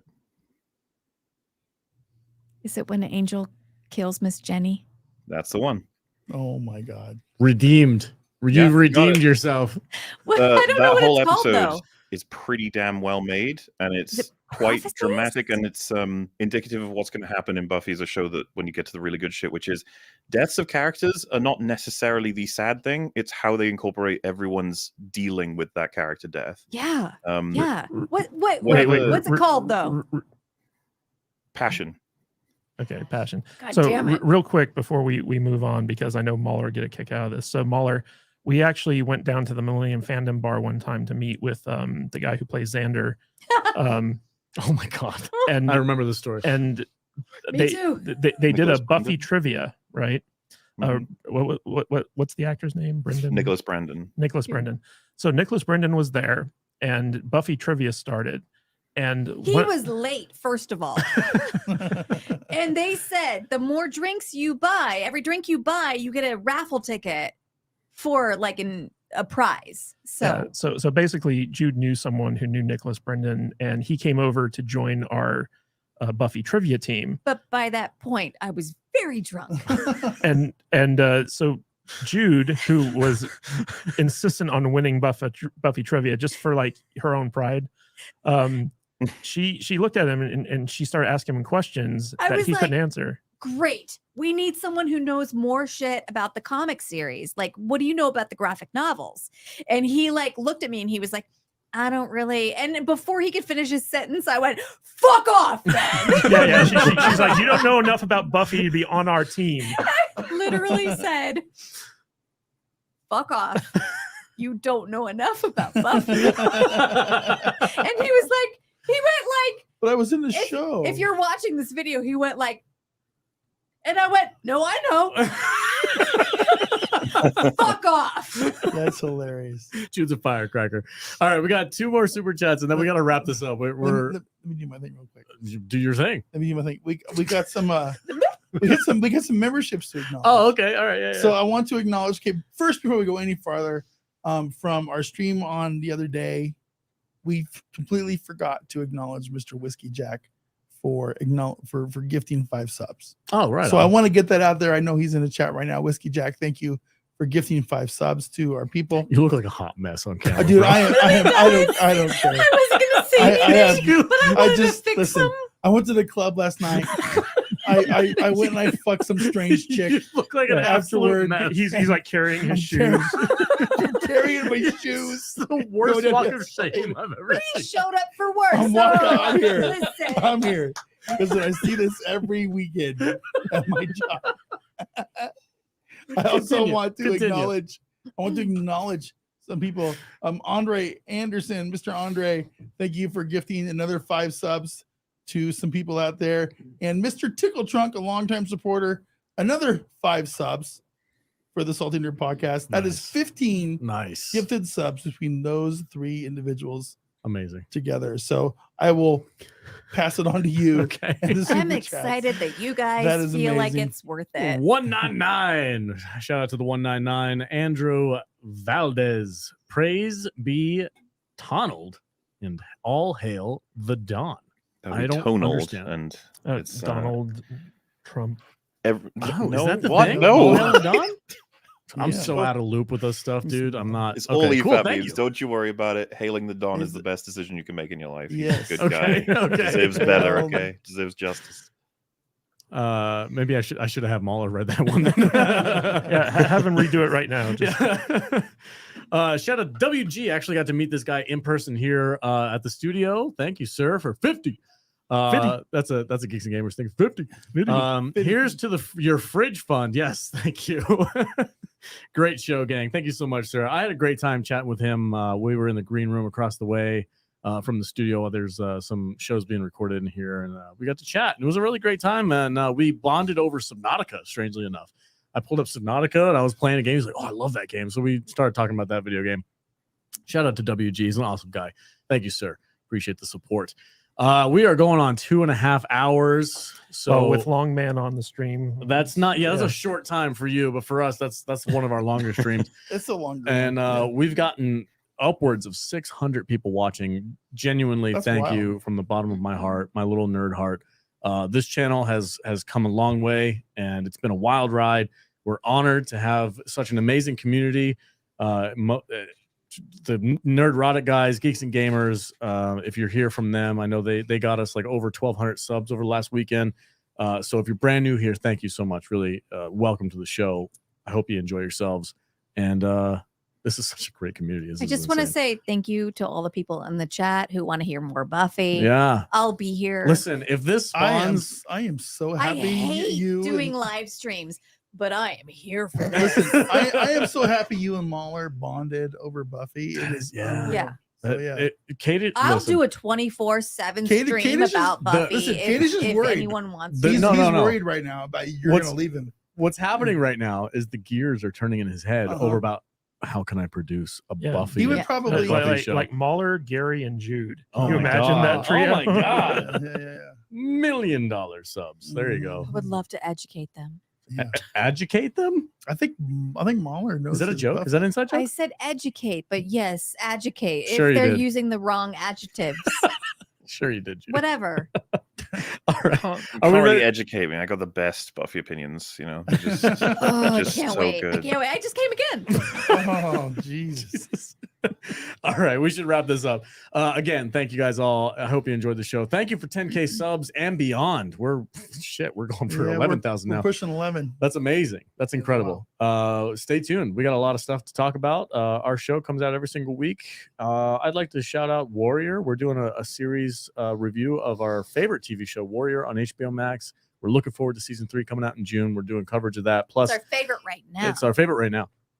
C Plus, is obviously. that's the beating heart. Yeah. See, Mahler, seriously, just go watch season 1 and then Yes, get back. please. Just get back to us. Just get to the prayer scene. And then, like, I will erect a tent and we will just sit and talk about C and Buffy for like 10 years. If you can get past the scene when Queen Kane prays, and You'll be There's hooked. then 3 you'll be seasons, hooked. buddy. You'll be hooked. Yeah. All right. For sure. V, say goodbye to the people. And if Hey. you have any message for Mahler, go for it. Hey, Mahler, thanks, man.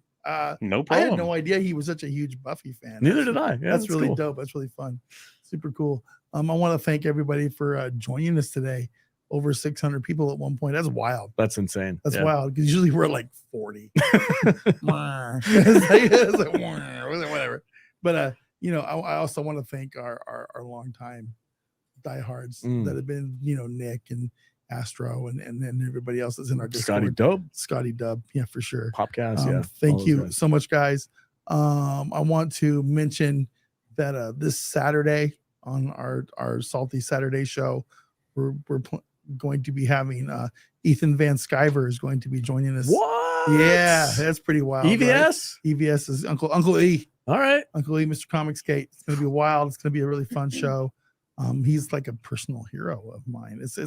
I don't even know what I'm going to talk to him about. It's insane. But join us there on Saturday for Ethan Van Sciver on Salty Saturday morning with Matt and me and Brian from the Popcast, and I think Odin's going to show up. Is Odin going to be there? I think so. Yeah. Odin, EVS is going to be. He's there. a regular. Yeah. And man, super fun stuff. And God damn, I look like a hot mess. You look like really bad right now. You need to fix yourself. I'm starting to sober up. Thank you, Jude. Let's go over to Jude for their final thoughts. If you have anything you want to say, Jude. Hello. Thank you so much to everyone in the chat being like, I love Buffy too, because I'm looking at myself while we're recording this and I keep touching my boobs. I don't know why. Oh my God. Hey, if I had boobs, I'd touch them too. Wait, you don't? I just keep looking at myself being like, stop touching your boobs. I don't know why I do that. I'm trying. I don't know what's happening right now. It's the effect Buffy has on you. I don't know. I'm going to try and do other things. But thank you so much for being in the chat and being like, hey, I love Buffy too, because this is like my most passionate. Stop doing that. My most passionate series that I watch. And I like rewatch it every single year, and maybe not the whole thing, but like I at least rewatch one season every single year, if not more than that. And it's my most favorite series of all time. I love the series. I love the spinoff. And anyone who wants to talk to me about it, we're going to create a Discord chat specifically for Buffy, and I will be in there. And look at her. I am not. Wow. I am not in there. I am not in Discord every day, but we're gonna do that. Okay, we're gonna create it. I can make that happen for you. And I will be in there. And okay. I would love to talk to people just about Buffy. Should we talk about Buffy after we're done with Warrior? Can we? Can we just? Hey, if we can get Gary and Mahler to commit, dude, I will help produce a show if it's Jude, Mauler, and Gary just going off on. But I'll help out with that. Are you still down if I just want you to come over tonight and just like start watching with me? Can you just come over and watch it? We have a $10 super chat from the Mooner. It says all hail Salty Mahler. Yes. Thank you for the $10, sir. Really appreciate it. Hope you enjoyed the show. Kadish, final thoughts and say goodbye. Yeah, so Mahler, I want to thank you for coming on our live stream and making my fiance come multiple times. That was really nice. It's been something I've been unable to do for quite some time. Who says that? Yeah. I'm very inadequate. Yeah, long man forever. Thank you so much. Oh my God. Guys, thank you so much for being in the chat and being so generous. Being our biggest audience on the live stream yet, hitting 10,000 subscribers.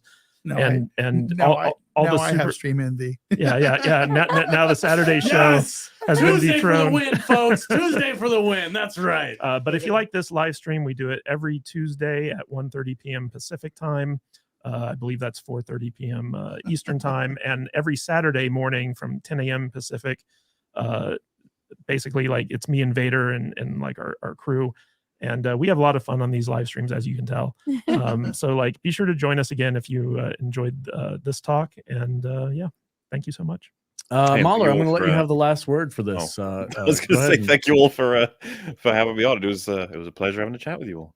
Right on. Thank you for joining us. And thank you for spending nearly 3 hours of your busy day hanging out with us, Salty Nerds. Really appreciate it. Hope to have you back on soon. And call me. Oh my God, you. And it'd be amazing to get you out here to Vegas. If we can make that happen, that'd be so cool. You definitely have some friends here, and we can have a great time. We can host you. We can have you in the studio. We can hook you up with some local places to hang out, some great places to eat, a couple hotels. You know, it's Vegas. Have some fun. Yeah. All right, everybody. I will make my living room into a like I a bet you my will. a God. TV Oh, party. Jesus It'll be a Christ. Buffy sanctuary. We'll just Yeah. watch it here. I mean, look at this place. We could Yeah. just sit here and watch Buffy. Yeah. All right, everybody. Again, we got to get out of here. Thank you so much for watching the show. Thank you for getting best 10K. I've said all this ad nauseum over and over and over again, but I'm honestly just blown away by the community that we're surrounded by. So thank you so much. And Tuesday for the win, guys. Show up here on Tuesdays, 1:30. That's when we're having the most fun. Saturday morning. it's Screw 10 that o'clock. Saturday show. Yeah. This is the place to be. All right, folks. Stay salty.